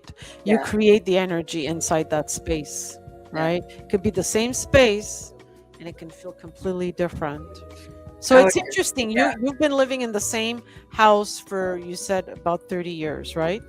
yes, Well, two different partners. Yeah. yeah, it's way different. Like you just Yeah, I've experienced that. I've experienced that. Yeah. I didn't know what I really wanted, I guess, when I first got married at Mhm. so young.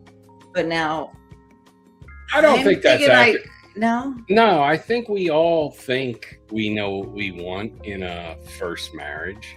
Like I Yeah. think so. Well, I Like played the game, yeah. you're both of you have been married before. Yes, I mean I Yeah. know. We're all, what are we all divorcees here?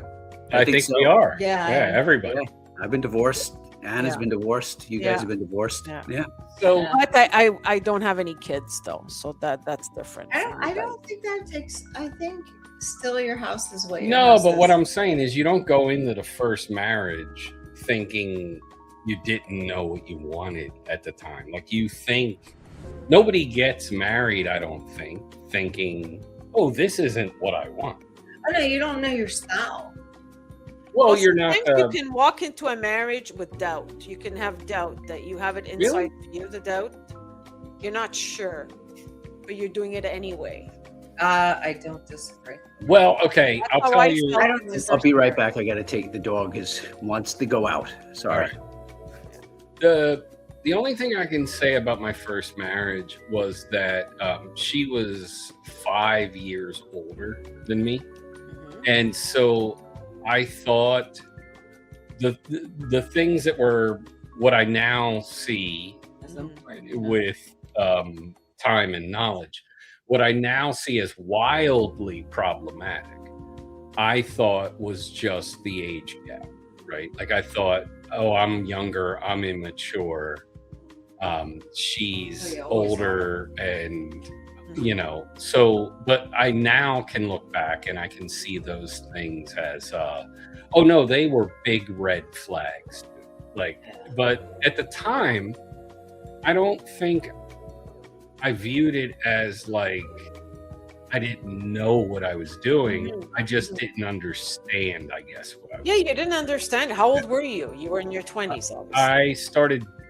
dating her when I was 23. Mhm.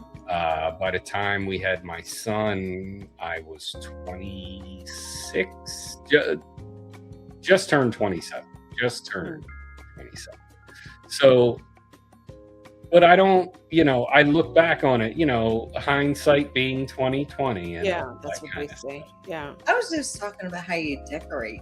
No, we were talking about relationships your marriages and No, I going said- into a marriage. You're talking about a house. I'm talking Yeah. about That's too deep. totally I can't different. feel that. Jimmy and his magical flute, Freddie, HR pumping stuff. Hell yeah. Dude, I used to, Sid and I Marty love- Krofft were geniuses. They were clearly on psilocybin.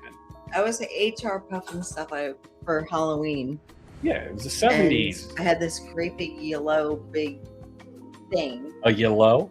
What was that character? That would be puffin stuff. Yeah. What's that? Puffin stuff. Did they not have, you don't know puffin stuff. Did they not have Sid and Marty Krofft on Saturday mornings up there in Canada? Not that I know of. Maybe yes, but Look up puffin stuff because one year for Halloween just- I was in elementary school and it was big here in the U.S. Oh, you know And what? and it wasn't even a U.S. show. I think it was. I mean, No, I she's think it was saying a it's British not up show. there. No, it wasn't British. No. It was definitely American.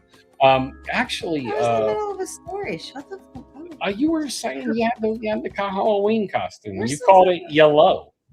The I don't yellow even guy. I don't even know what that color is. Anyway, what is yellow? Move on. All right. Anyway, the point of what I was getting at, Sid and Marty Krofft and how great they were. Ed texted me, and Cheryl had never seen them, and she's from America. So I don't What know. do they care? It must have been. I'm just explaining.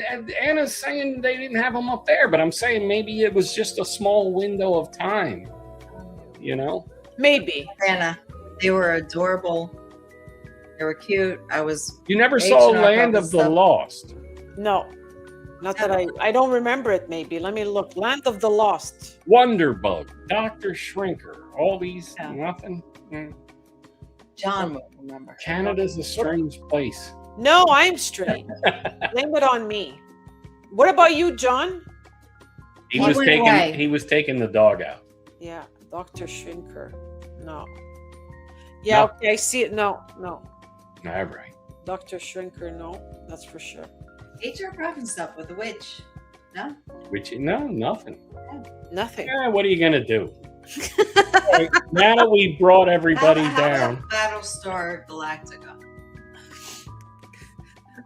what about that, Anna? Battlestar Galactica, 1970s ripoff of attempt to be Star Wars. I'm just going. Yeah, with that I Halloween remember. Costumes. All right. I'm just going with Halloween costumes. All right. That was another one. That was a primetime show. Yeah.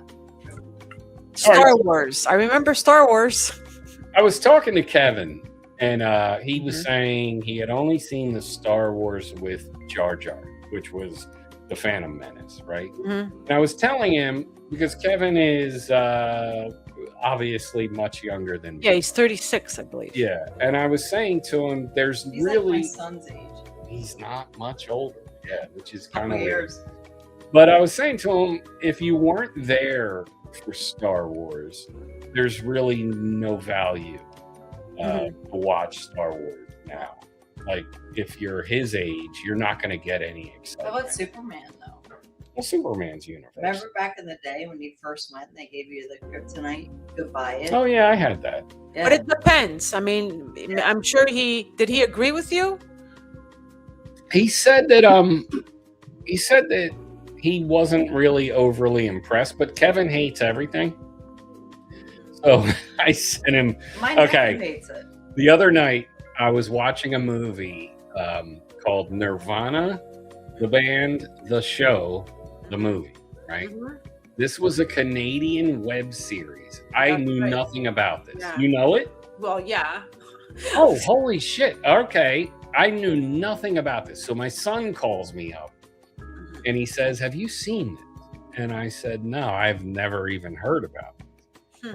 So he tells me, you got to watch this movie. So I'm in bed. I'm watching the movie. Kevin's texting me. He's like, and I tell him what I'm watching.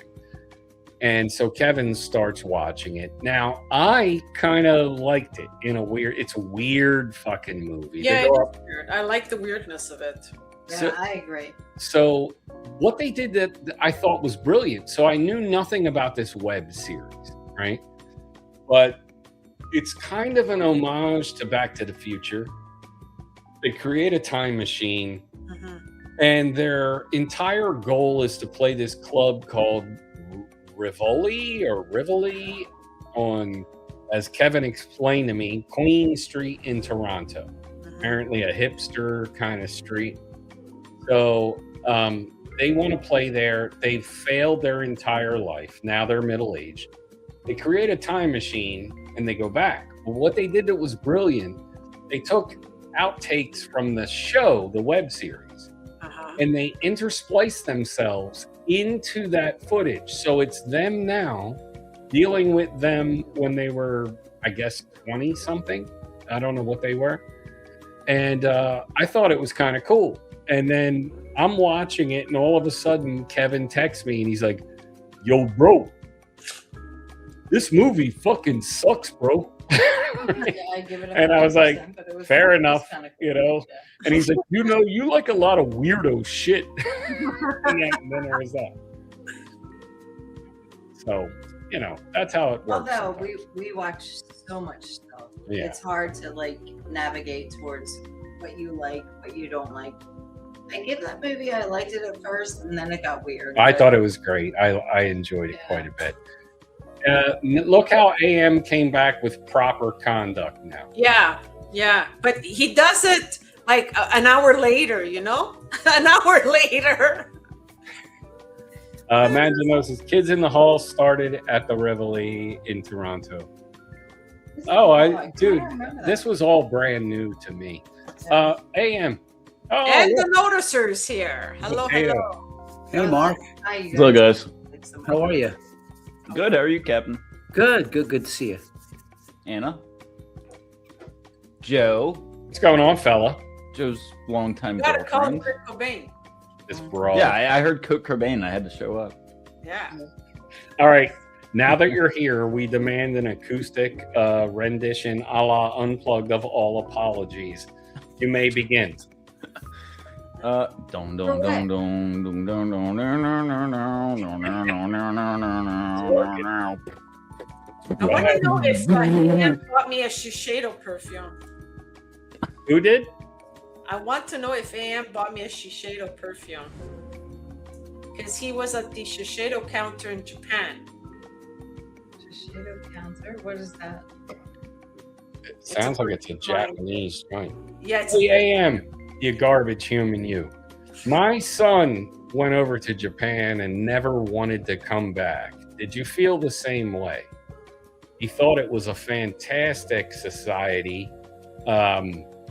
Nobody was misbehaving anywhere. You know, like essentially what I'm saying is there were no the noticers around. I like to say that right as he took a sip of his beer. Nothing.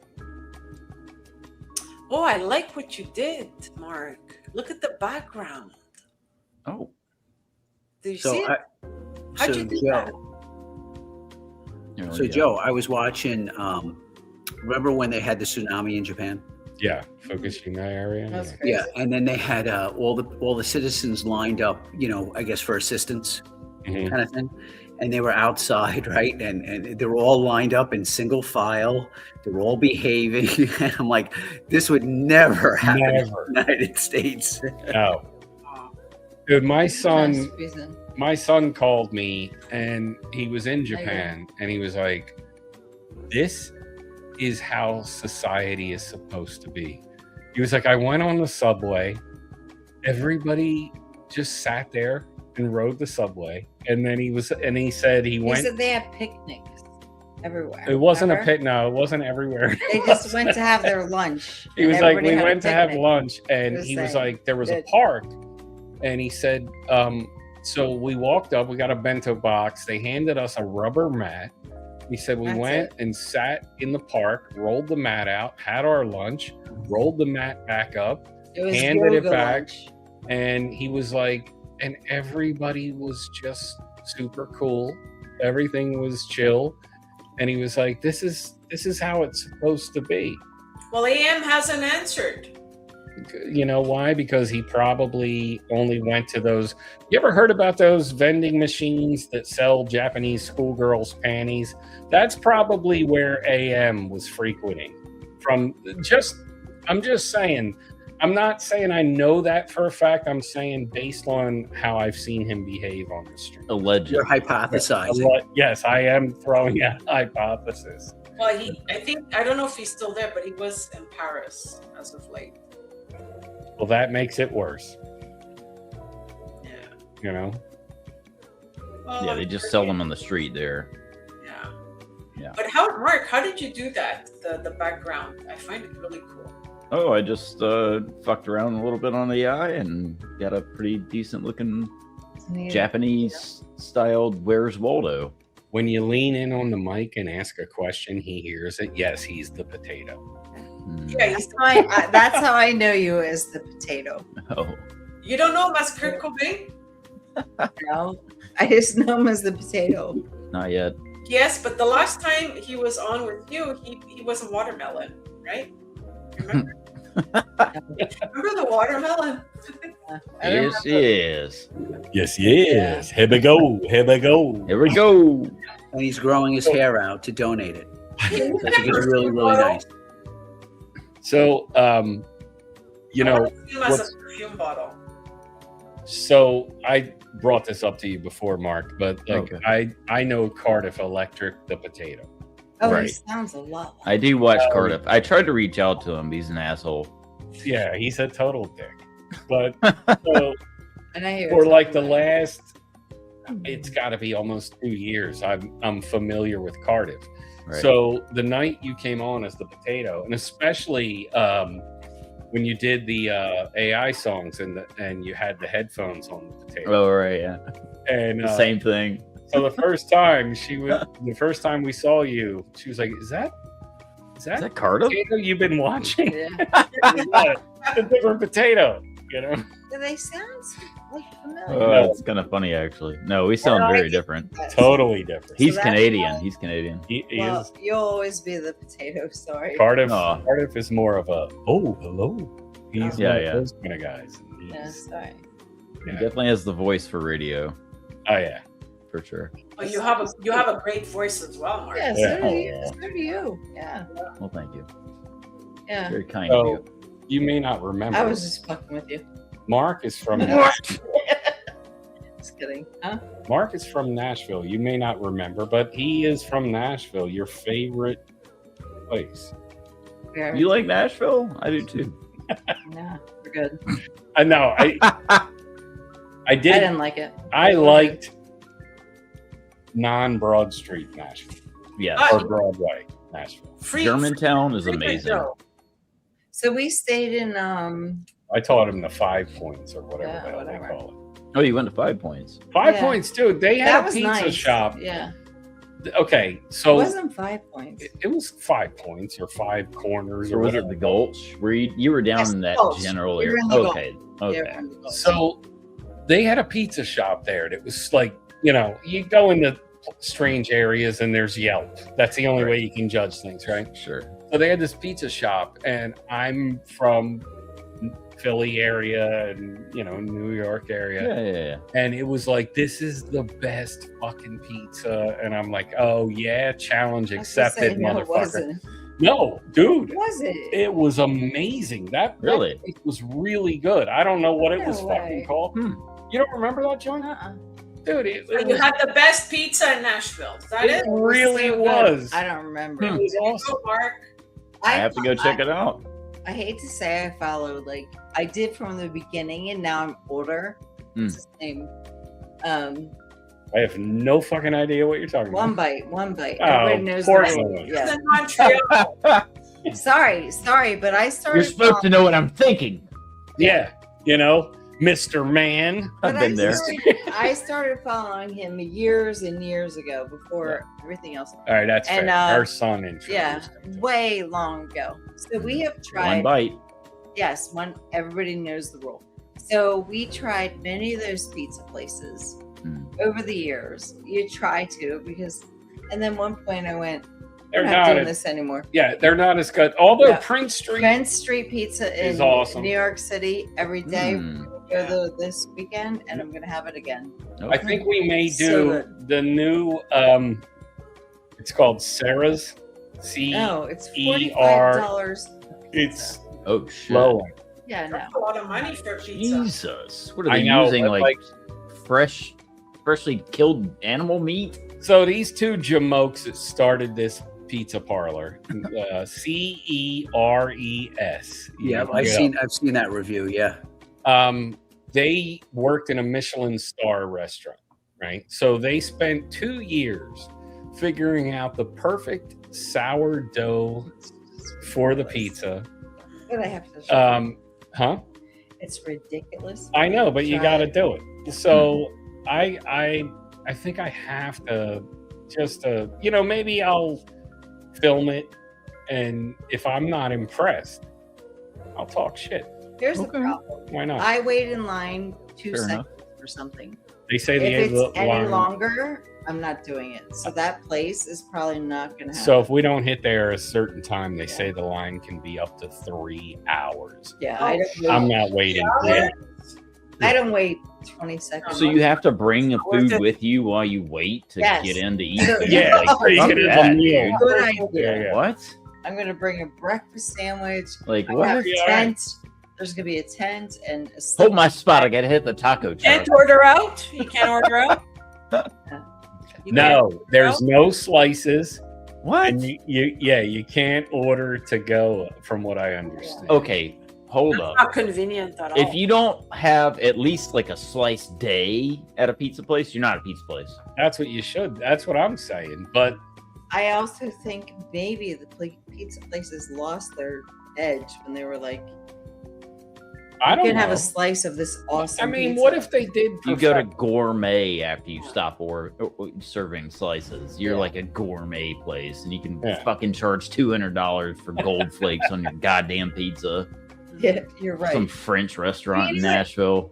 When did we get to the point that a slice was $7? When did we get to the God, point where you're going to charge $45 for a pizza? Again, I guess it's just history. Dude, everybody always went into pizza as a business because it was always acknowledged the largest profit margin Yeah. there would ever be. Right? Mm. So we And- all can't accept it. It pisses me off. I can accept it. I mean, Really? like, It's let them like take pasta. everybody for the. And I'm one of the rubes they're about to take. If Hey, I honestly, why do you think Little Caesars is still around? yeah, I don't Pizza's know. fucking I never trash, but liked it's it. cheap. it's Yeah. garbage. That's And true. it's like they say about pizza. It's like a blow job. Mm. It's still a blow job. Yeah, yeah. Doesn't matter Doesn't matter what you paid for it. Although Wait. I've had some bad ones in my time. And- Explain How do that. you Hey, cheaper doesn't mean bad, you know. Blowjobs. I don't get it, Joe.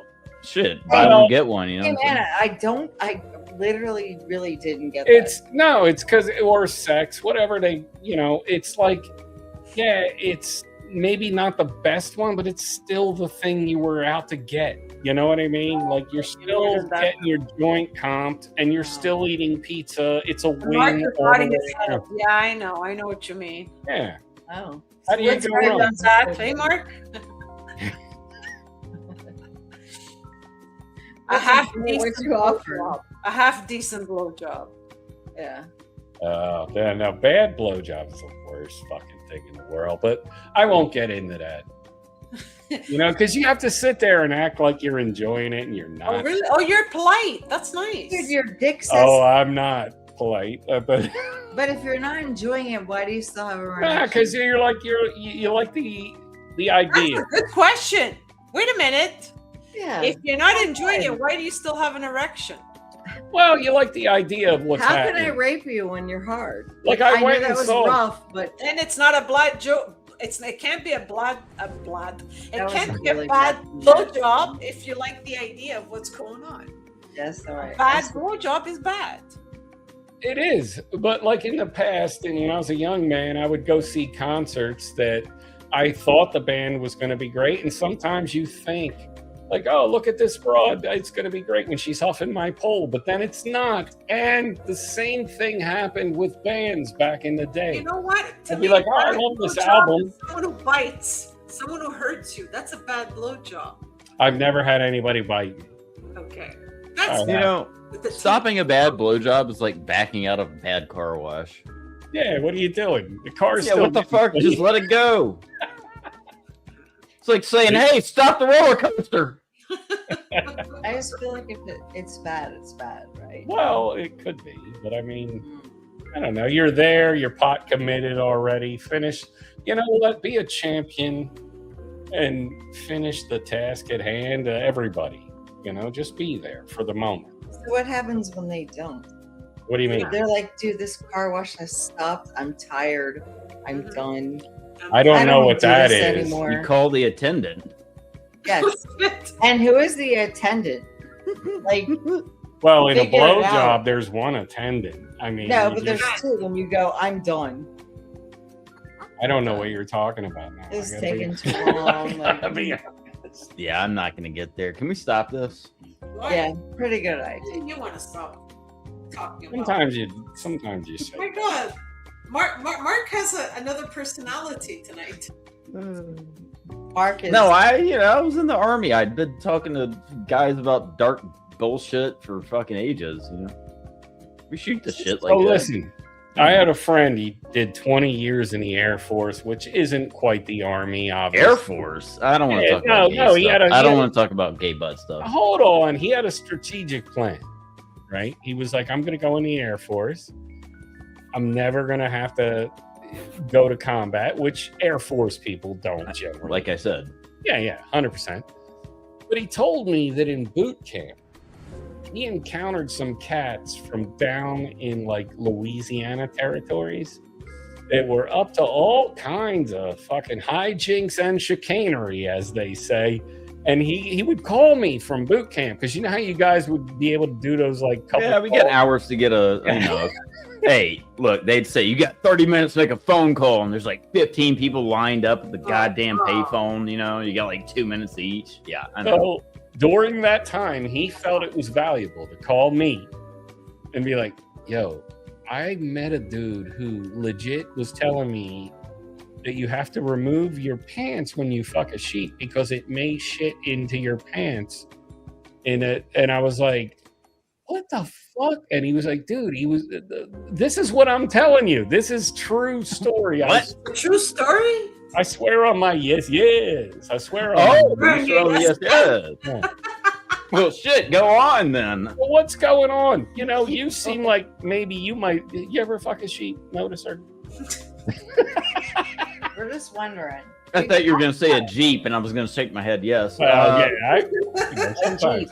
Sometimes those Jeeps are sexy. Ooh, the Wrangler. With Yeah. all the ducks, with all Go those ahead, though. ducks. What's a man to do? What's a man to do? Why did- No, with all the ducks. You see the duckies, you want to go squeeze them things. Why did your friend fuck a sheep? I don't get it. Oh, he didn't fuck a sheep. He was when he was Yeah, in he boot did. camp.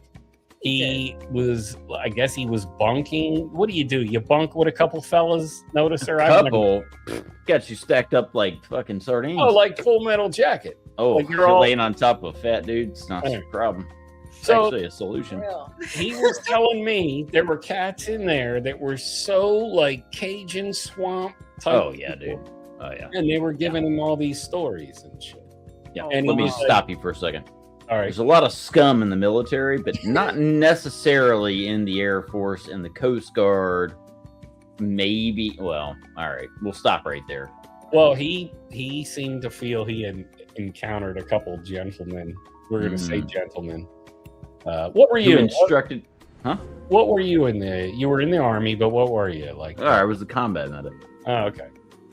I had a buddy that was a ranger, and it took a toll, man. He was So my basic training was the barracks right next to the ranger barracks. Unfortunate because they're all like E5s, E6s. You know, they're buck sergeants. They're kind of, but they're the same like grade as these drill sergeants, right? So they like walk through our common area. If you didn't fucking like basically bow down and fucking kiss their feet when they walk through, like call everyone to, you know, at ease or whatever. These fucking rangers, man, they were something else, dude. They'd stand there and smoke all of us for like 20 minutes, laugh it off, and just walk away. Oh, wow. Sorry, I just had to bring that up. Like, people would be throwing up after this ranger walked through because no one fucking called it. Anyway, Yeah. sorry. I think there's a lot of abuse, of course. There is a lot of abuse. I think- Holy I shit. know, yeah. So we Mental see abuse. it. Yeah, we see it. Yeah, the It's cat fucked I up. knew. So he was, you know, the nudge from the judge, as they say. Right. So that's how he ended up in the military. But he did become a ranger, right? Jesus Christ. And he did a I hate tour. that. Mm. He did a tour in Bosnia Herzegovina, and then he was over in Iraq, Hmm. and they kept pulling him back. Like every time he thought he had done his shit, they would bring him. Oh. Yank him back in. Yeah, and he just ended up kind of Fucked fucked. up. From what I understand, I haven't seen him in a while, but I hear he's okay now. So I will say, like, yes, there are ground forces like that work. They're with the Air Force. They're in the Air Force. They're in the Navy. There's ground forces in the Navy.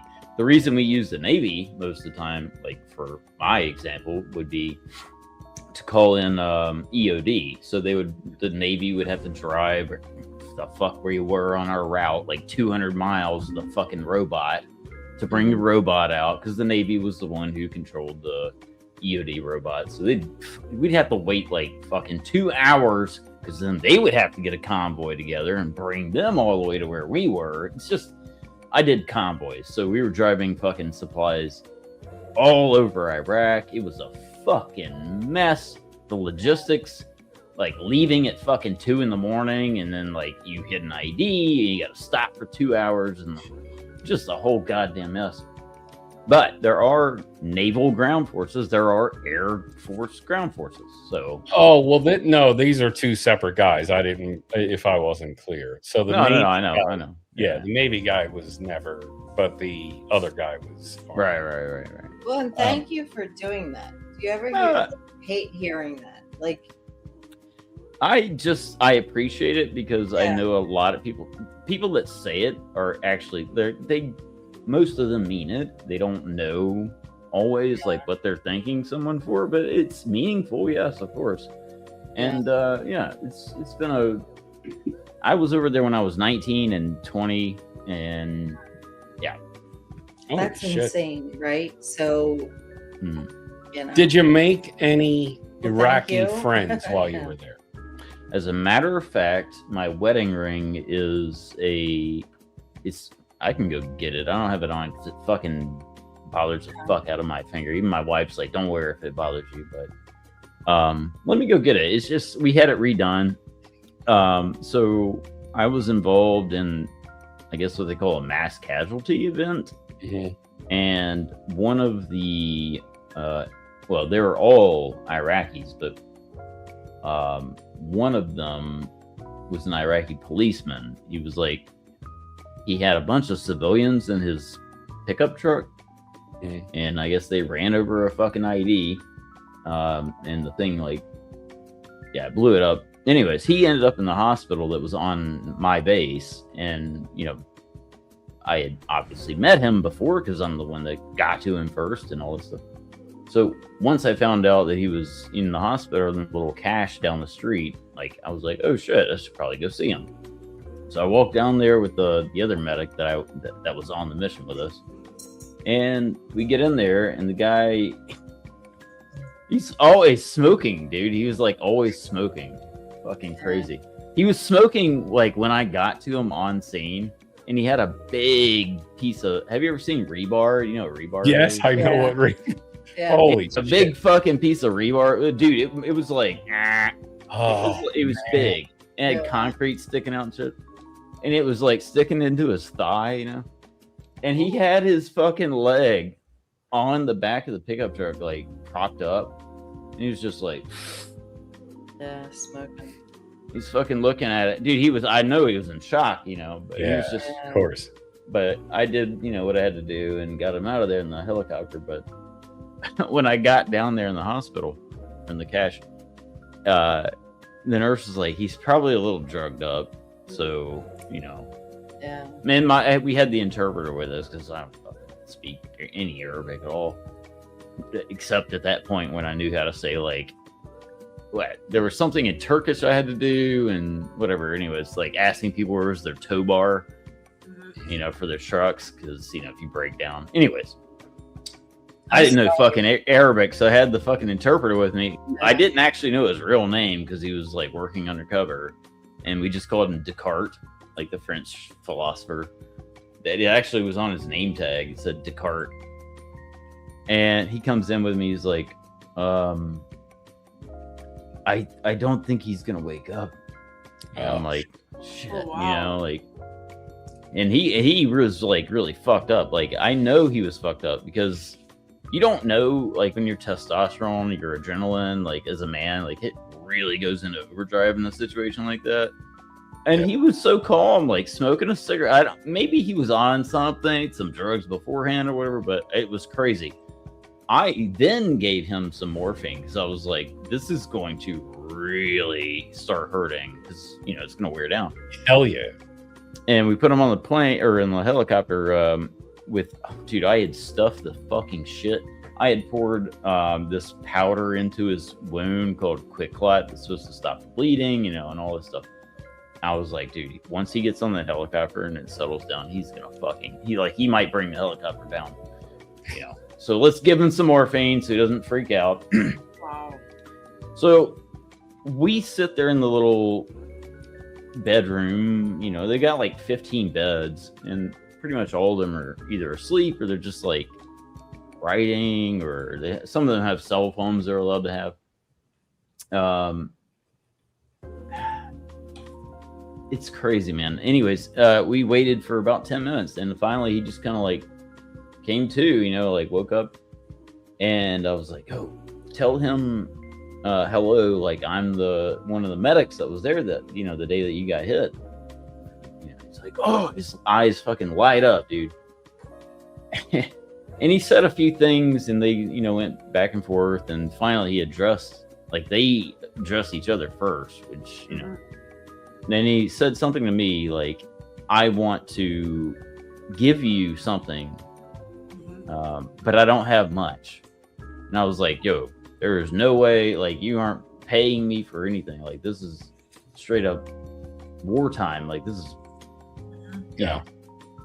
And he told the interpreter, and the interpreter looked at me, he's like, he says you're not allowed to leave this tent until you take my gift. And I was like, well, I don't think that's true. I can leave if I want to, but what does he want to give me? You know, what is it that he has? Like, is it a napkin, or, you know, is it just give me like a picture with you? Like, and we ended up getting, you know, of course, we took a picture together.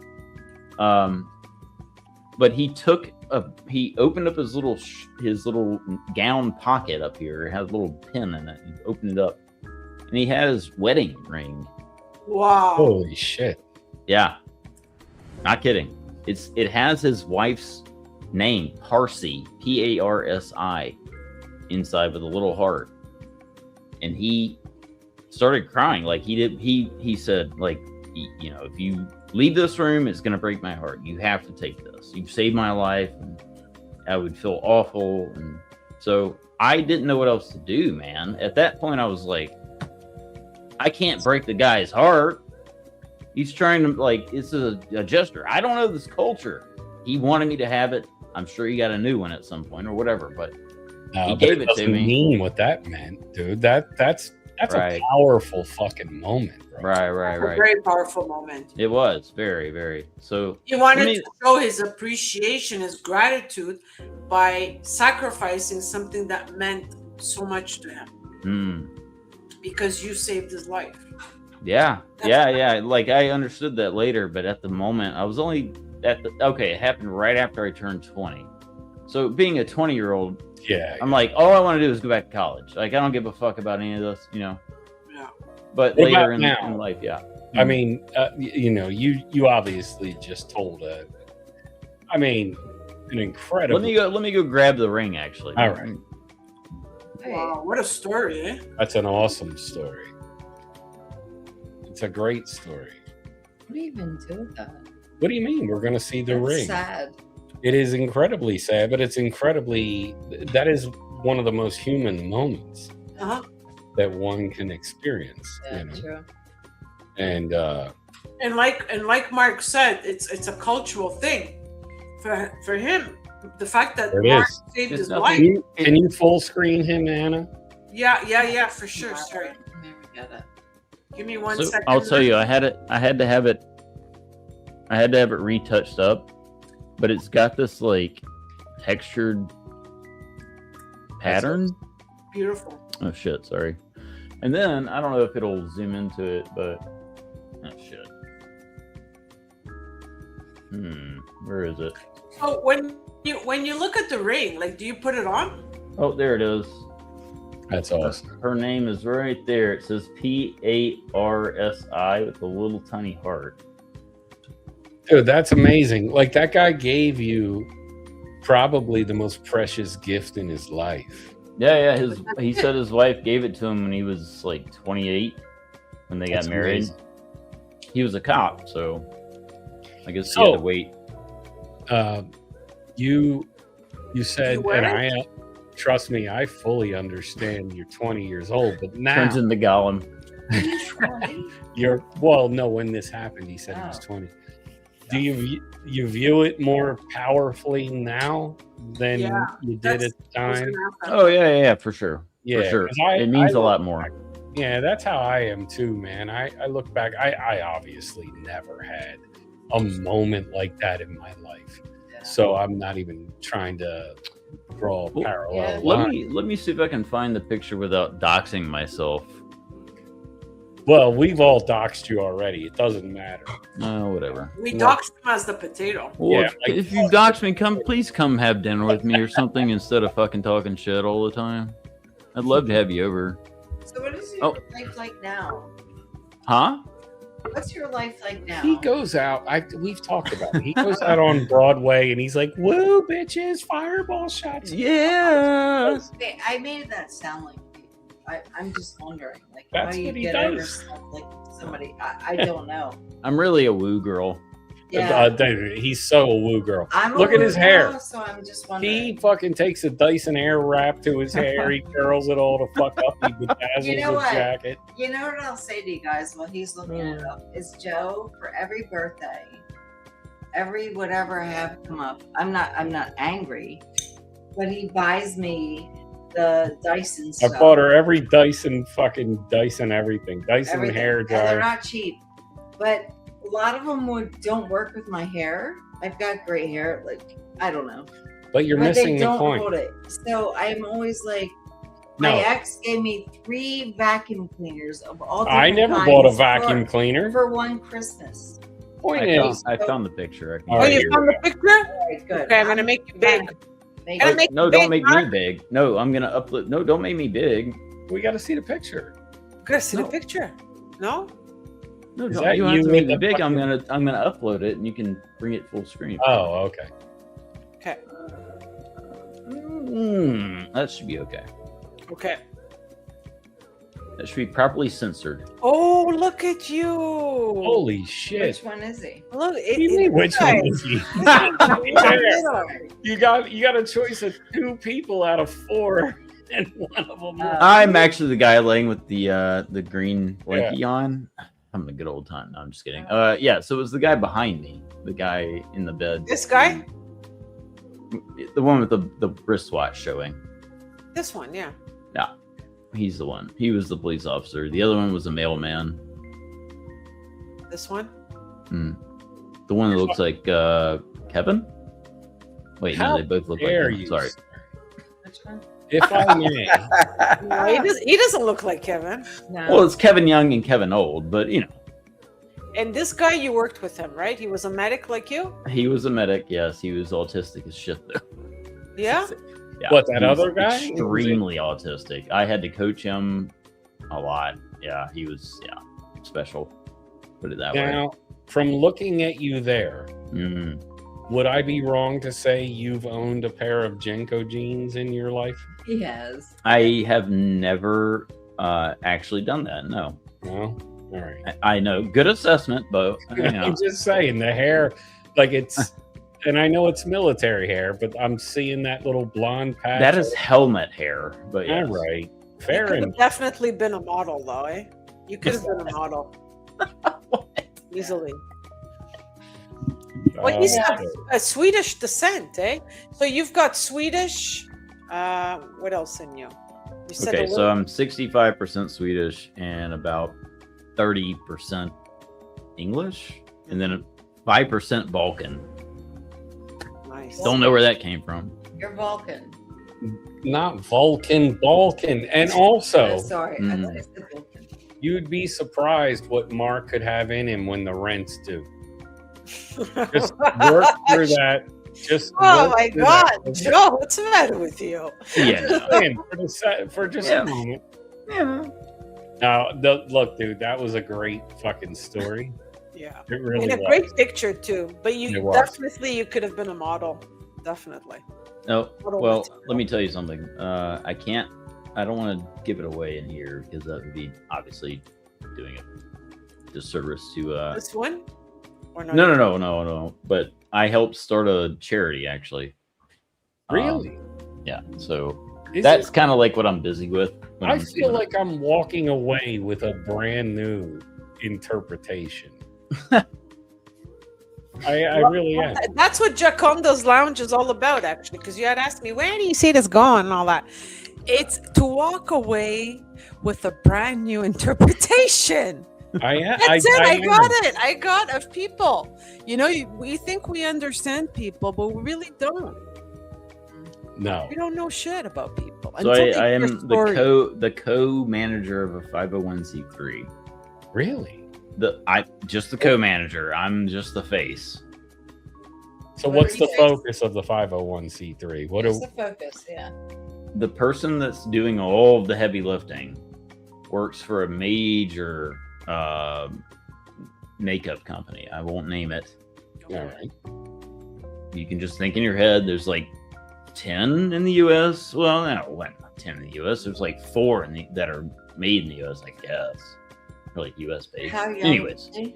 Well, you can tell by his hair. It's obviously Kylie Jenner's makeup company. But go ahead. Yes. no, this started in 2008. Yeah, no, Okay. seven. Yeah. Mhm. So it started in the summer of 2007, and it's still going, and it's just spiraled out of like proportions because it's veteran focused and active duty focused. So Oh, cool. I would say it's more active duty focused for sure, but both benefit in a way. So the person that runs it has a deal with the company they are like super up there with. And I met this lady on a plane, crazy enough, before I deployed. Before, okay. Yeah, right before I deployed. I was coming back from San Antonio from training at Fort Sam Houston, and I had fucking sunburns. Dude, I'm pale, obviously. Yeah. And we're out there in just our t-shirts, our undershirt, instead of our full blouse because it was so hot. And I was getting fucking scalded. I was trying to use some, suntan lotion, but you sweat it off and blah blah blah. Then my hands got all fucked up because I'm like, doing push-ups in the rocks and shit.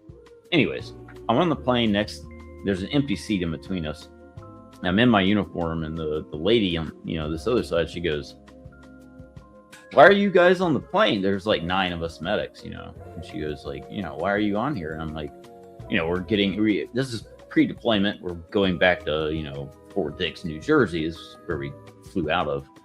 And she's like, "Oh, I don't live far from there," and blah, blah, blah. And I work for this company, and your hands look really messed up. And she pulls out a bottle of, hand lotion. She's like, "Have this, use it. It's going to help." And then she just kind of went back to what she was doing.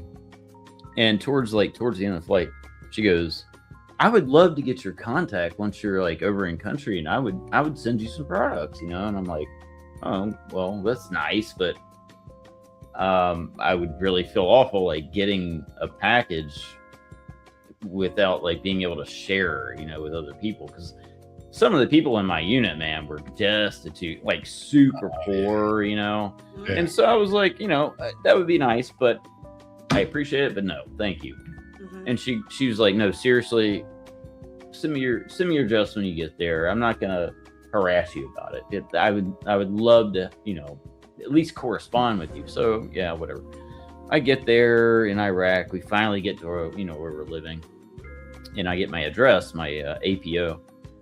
Then I write to her. I'm like, "Hey, so and so. This is me. This is where we're at in Iraq, and this is my address. And we're gonna be here for at least 12 months." But yeah. So, anyways, I didn't hear back from her. I called my parents here and there, and didn't really think anything else of it. About 2.5, maybe 3 months later, I get back off of one of these missions where we're doing all this convoy stuff. It's like fucking midnight, and after we drop off all the cargo and we pull up our trucks into the company area, we're able to like dismount and pull the guns off and blah blah blah blah. Before like I even could barely get my boots on the fucking ground out of my Humvee, the captain of our company comes running out of his like command area. His little they had a Contico box they had converted into a troop station for like monitoring movements and all that shit. He comes fucking running out, and I was like, "Oh shit, somebody's in trouble." He came straight to me. He's like, he said my last name. He's like, "What the fuck are all these boxes?" I was like, "Sir, I don't can you show me?" "Yeah, they're in the hallway down there. You need to sort that shit out." And I'm like, I don't know what the hell he's talking about, dude. I'm like fucking nervous. I run in the fucking building. Dude, the hallway had like fucking 80 boxes. These massive, extra large U-Haul fucking boxes. So much of that, like all addressed to me, from this person, from this lady. All of them were full of like gallon or bigger, I guess, Ziploc bags of that company's products: shampoo, conditioner, suntan lotion, skincare routines, fucking lip balms, you fucking name it. She went all out, dude. There was enough bags to give out to every single like almost 300 person in my unit, plus some. So we gave more out to other. Some of the guys that hadn't got a fucking letter from home were coming through like astounded. You're like, "What the fuck is this?" This is like $500 per Ziploc bag, dude. I'm not kidding. It was so much shit. we broke it all down, and like we had a day we set up like a week later where we gave it all out and people filed through, and like the company commander even canceled like a mission day just for this so everyone could get something and be there. He ended up like getting the state what was it, the general, the brigadier general, whoever the fuck it was, to like have her awarded like a civilian, not Medal of Honor, but like a high award for a civilian. I can't remember which one it was, like an eagle and all this shit. When we got back to to country. So anyways, months go by, right? And people are always poking at me over in country. They're like, when's that lady gonna send us some more stuff? I was like, dude, I had no idea it was gonna happen. No lie. Fucking Christmas comes around. I come off mission. What do you fucking know? She did it again. And fucking my captain's out there. He's like, son of a bitch, if she keeps doing this, we're gonna owe her a lot of money. And I'm like, that's awesome. So he did it again. We passed it out for Christmas. That was great. But we ended up coming back shortly after that, and she was there for return home ceremony and all that stuff. So have you kept in touch with her? So that's what I was going to say. So we started a charity organization, 501c3 that's like official and all that stuff. And for 20 years almost now. It'll be 20 years soon. She's been doing this for active duty and sometimes veterans, but she'll get like a pool of different units that are deployed, and they'll have like a raffle. And for that unit, whoever gets pulled or whatever, they get that, whatever they can pull together. And it has exploded. It's gone from just her and like her kids to like 18 different schools, like 50 different churches. And it's predominantly in like Pennsylvania. But yeah, it's spread to other states, and it's getting bigger and bigger. And I wish I could. I don't want to, get too personal, but it's doing well, and I'm glad it exists. That's they've really helped cool. a lot, and it's for a good cause. Exactly. It's plus. A lot of what they do is they take from the schools. Those children do drawings and paintings and like handprints, and they write letters to deployed soldiers, like "Thank you for your service," or like, "Hey, my brother's there," blah blah blah, blah. So it's a good thing. Wow, that's really cool. Yeah, it is. I feel like this has been across the board. Yeah, and, lots of sharing. It's been a great conversation. It has. The whole evening has been a great conversation, and I'm very grateful. Like every stream has a different type of vibe, right? And especially like I never think when the potato comes in. Yeah, I never think but that's a character, right? You ever watch the movie The Mask? Fuck Jim yeah. Carrey? Yes, of course. All right. I'm an Not older trying to gentleman. emulate that. You get the point.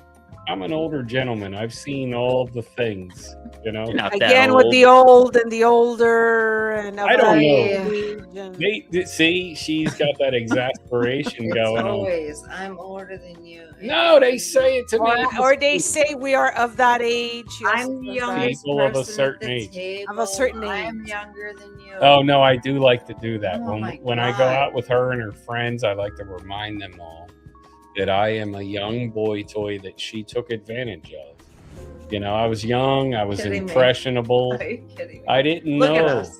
Even if there's a year difference, Yeah. it is. Whew, you robbed the cradle on that, man. I Yeah. can't even believe. Wait, what? No, she's older than me. She's like, No, you look older than her. how What? dare you? Thank you. What are You know, I would like to yell out Strega right now. Hi. But I like to go out when her and her friends are all older than me by like 2, sometimes depending on the part of the year, 3 years older. Oh wow, whoop-de-doo. And no, because I feel like, you got to judge it back in high school. And like, I would have been just a young, impressionable sophomore, and here comes these seniors preying upon. Dude, And I I'm a senior understand. now. No, I am going to be 60 years old. I know. And then I'm going to Yeah. find a new girlfriend. It's like, Good luck. and the thing is, you know, they see this young, Just hire a maid. clearly chiseled from granite gentleman, you know, and they're like, oh, let's just lure him into Can our you way. back to what you were talking about? I was talking about that is where I was. No, no, but Allie like, can easily get a 40-year-old. Yes. Like I don't want one. yeah, but who Seriously. is he You though? can. Who You is You he? know what I want? I want an 80-year-old. an Oh, 80-year-old? shit. Oh, Yeah, okay. no, I get in it. fairness, okay. I have never been that person, but there's a part of my life right now. It's like, Yeah, you want that 80-year-old. I I get don't want that. I just wish. No, I don't want that. If I she's it. Well, was saying- Joe is like an 80-year-old because I'll he's just- of that you know same what? age. now, I understand all the awful things that have been said, Giaconda. Like, you know, before I came into this, and I was like, "No, Anna's all right. Why does everybody say, oh, well, one person? Why does one person say all these things?" And And it's like now- shit in a good way. She's like, just go this direct to reality. You know, Giaconda speaketh the truth. Yeah. sometimes, you know, you come into a situation with the best of intentions, and then you get rug pulled. That's what And happened that's to what- me. No, it's what happened to me. No, me. What about me? I She love- can easily get a 40-year-old. That's the bottom line. if I was abroad, I would, like, at a certain point, I'd be like, oh, you know what I'm gonna do? I'm gonna hook up with like an 80-year-old with a metric fuck ton of money. We're talking scientific terms again, as we were Like it, earlier. like it. And because you know you don't gotta let him bone down because Yes. he can't get it up anymore, Yes. and you just get to enjoy all of his riches. But what I- if he look, could get it up? what Do is not wrong with that? underestimate That's what I your was about to 80-year-old. ask. Mark is like right away thinking about Blue Chew and Viagra and all that kind of stuff. You can trick an old man. You can like let him think he's taking the Blue Chew or something, but he didn't, and his rod is Like just Peter Van Arks. All right, Yeah, they let's don't move care. on. no. I'm just saying is what I would do. I'm Oh. just saying, I have just You're done, so decided that So if All you right. had the chance to be seriously now, if you had the chance to be with a, let's say, an 85-year-old with a lot of money, like a billionaire, did he leave? I potato left, yeah. Son of a bitch. I can't. I never have.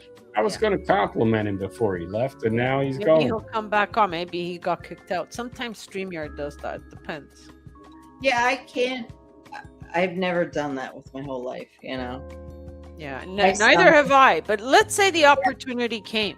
So my son and Joe and people have said in the past, like, you know, you had opportunities, but I just like men that I like men. Like, yeah, What? I've never based it on I'm going to On meet their you because status, you have yeah, money. neither I'm have not I. going to be with you because you have money. I would. If I was abroad, Really? I would be like, yeah, I want a free ride. No, but you know what? I work for people, they're very wealthy, and I see that trophy wife thing, and it's an Yeah. ugly. I worked at a law firm one time, and the woman I worked for, she said, "You're clearly a trophy wife." And I was like, "What is that?" I was like 23, 24, and I was like, "What is that?" And she was like, "Oh, you'll get it." And I was like, until we didn't have internet. I would Look like up- to be yeah. a trophy wife. Yeah, same. No, now in retrospect, You you're want like, to be a trophy wife, Joe? Oh my yeah, God. why not? What does that look like for you, a trophy wife? A gay gentleman that, as I described, he needs Blue Chew or Viagra, and I can trick him. Mhm. And That's yeah, our life right now. I can act fabulous. Yeah? Yeah. Come on, give us a little. Hey, betches. Like, I can do all that kind of shit, you know? Yeah. And then I can just be on his private jet and never be around him and stuff. I'm thinking about it right now as you're See? eyeballing me. You're side-eyeing me. No, I'm and just I'm wondering thinking 'cause about it. that's not my thing. Oh. That's not my thing. If I was going to be that person, that's not where I go. No, But you know what? There's a price to everything. Let's say, these people that do that, marry much older for money. It comes back to Honda. It really comes back to Honda.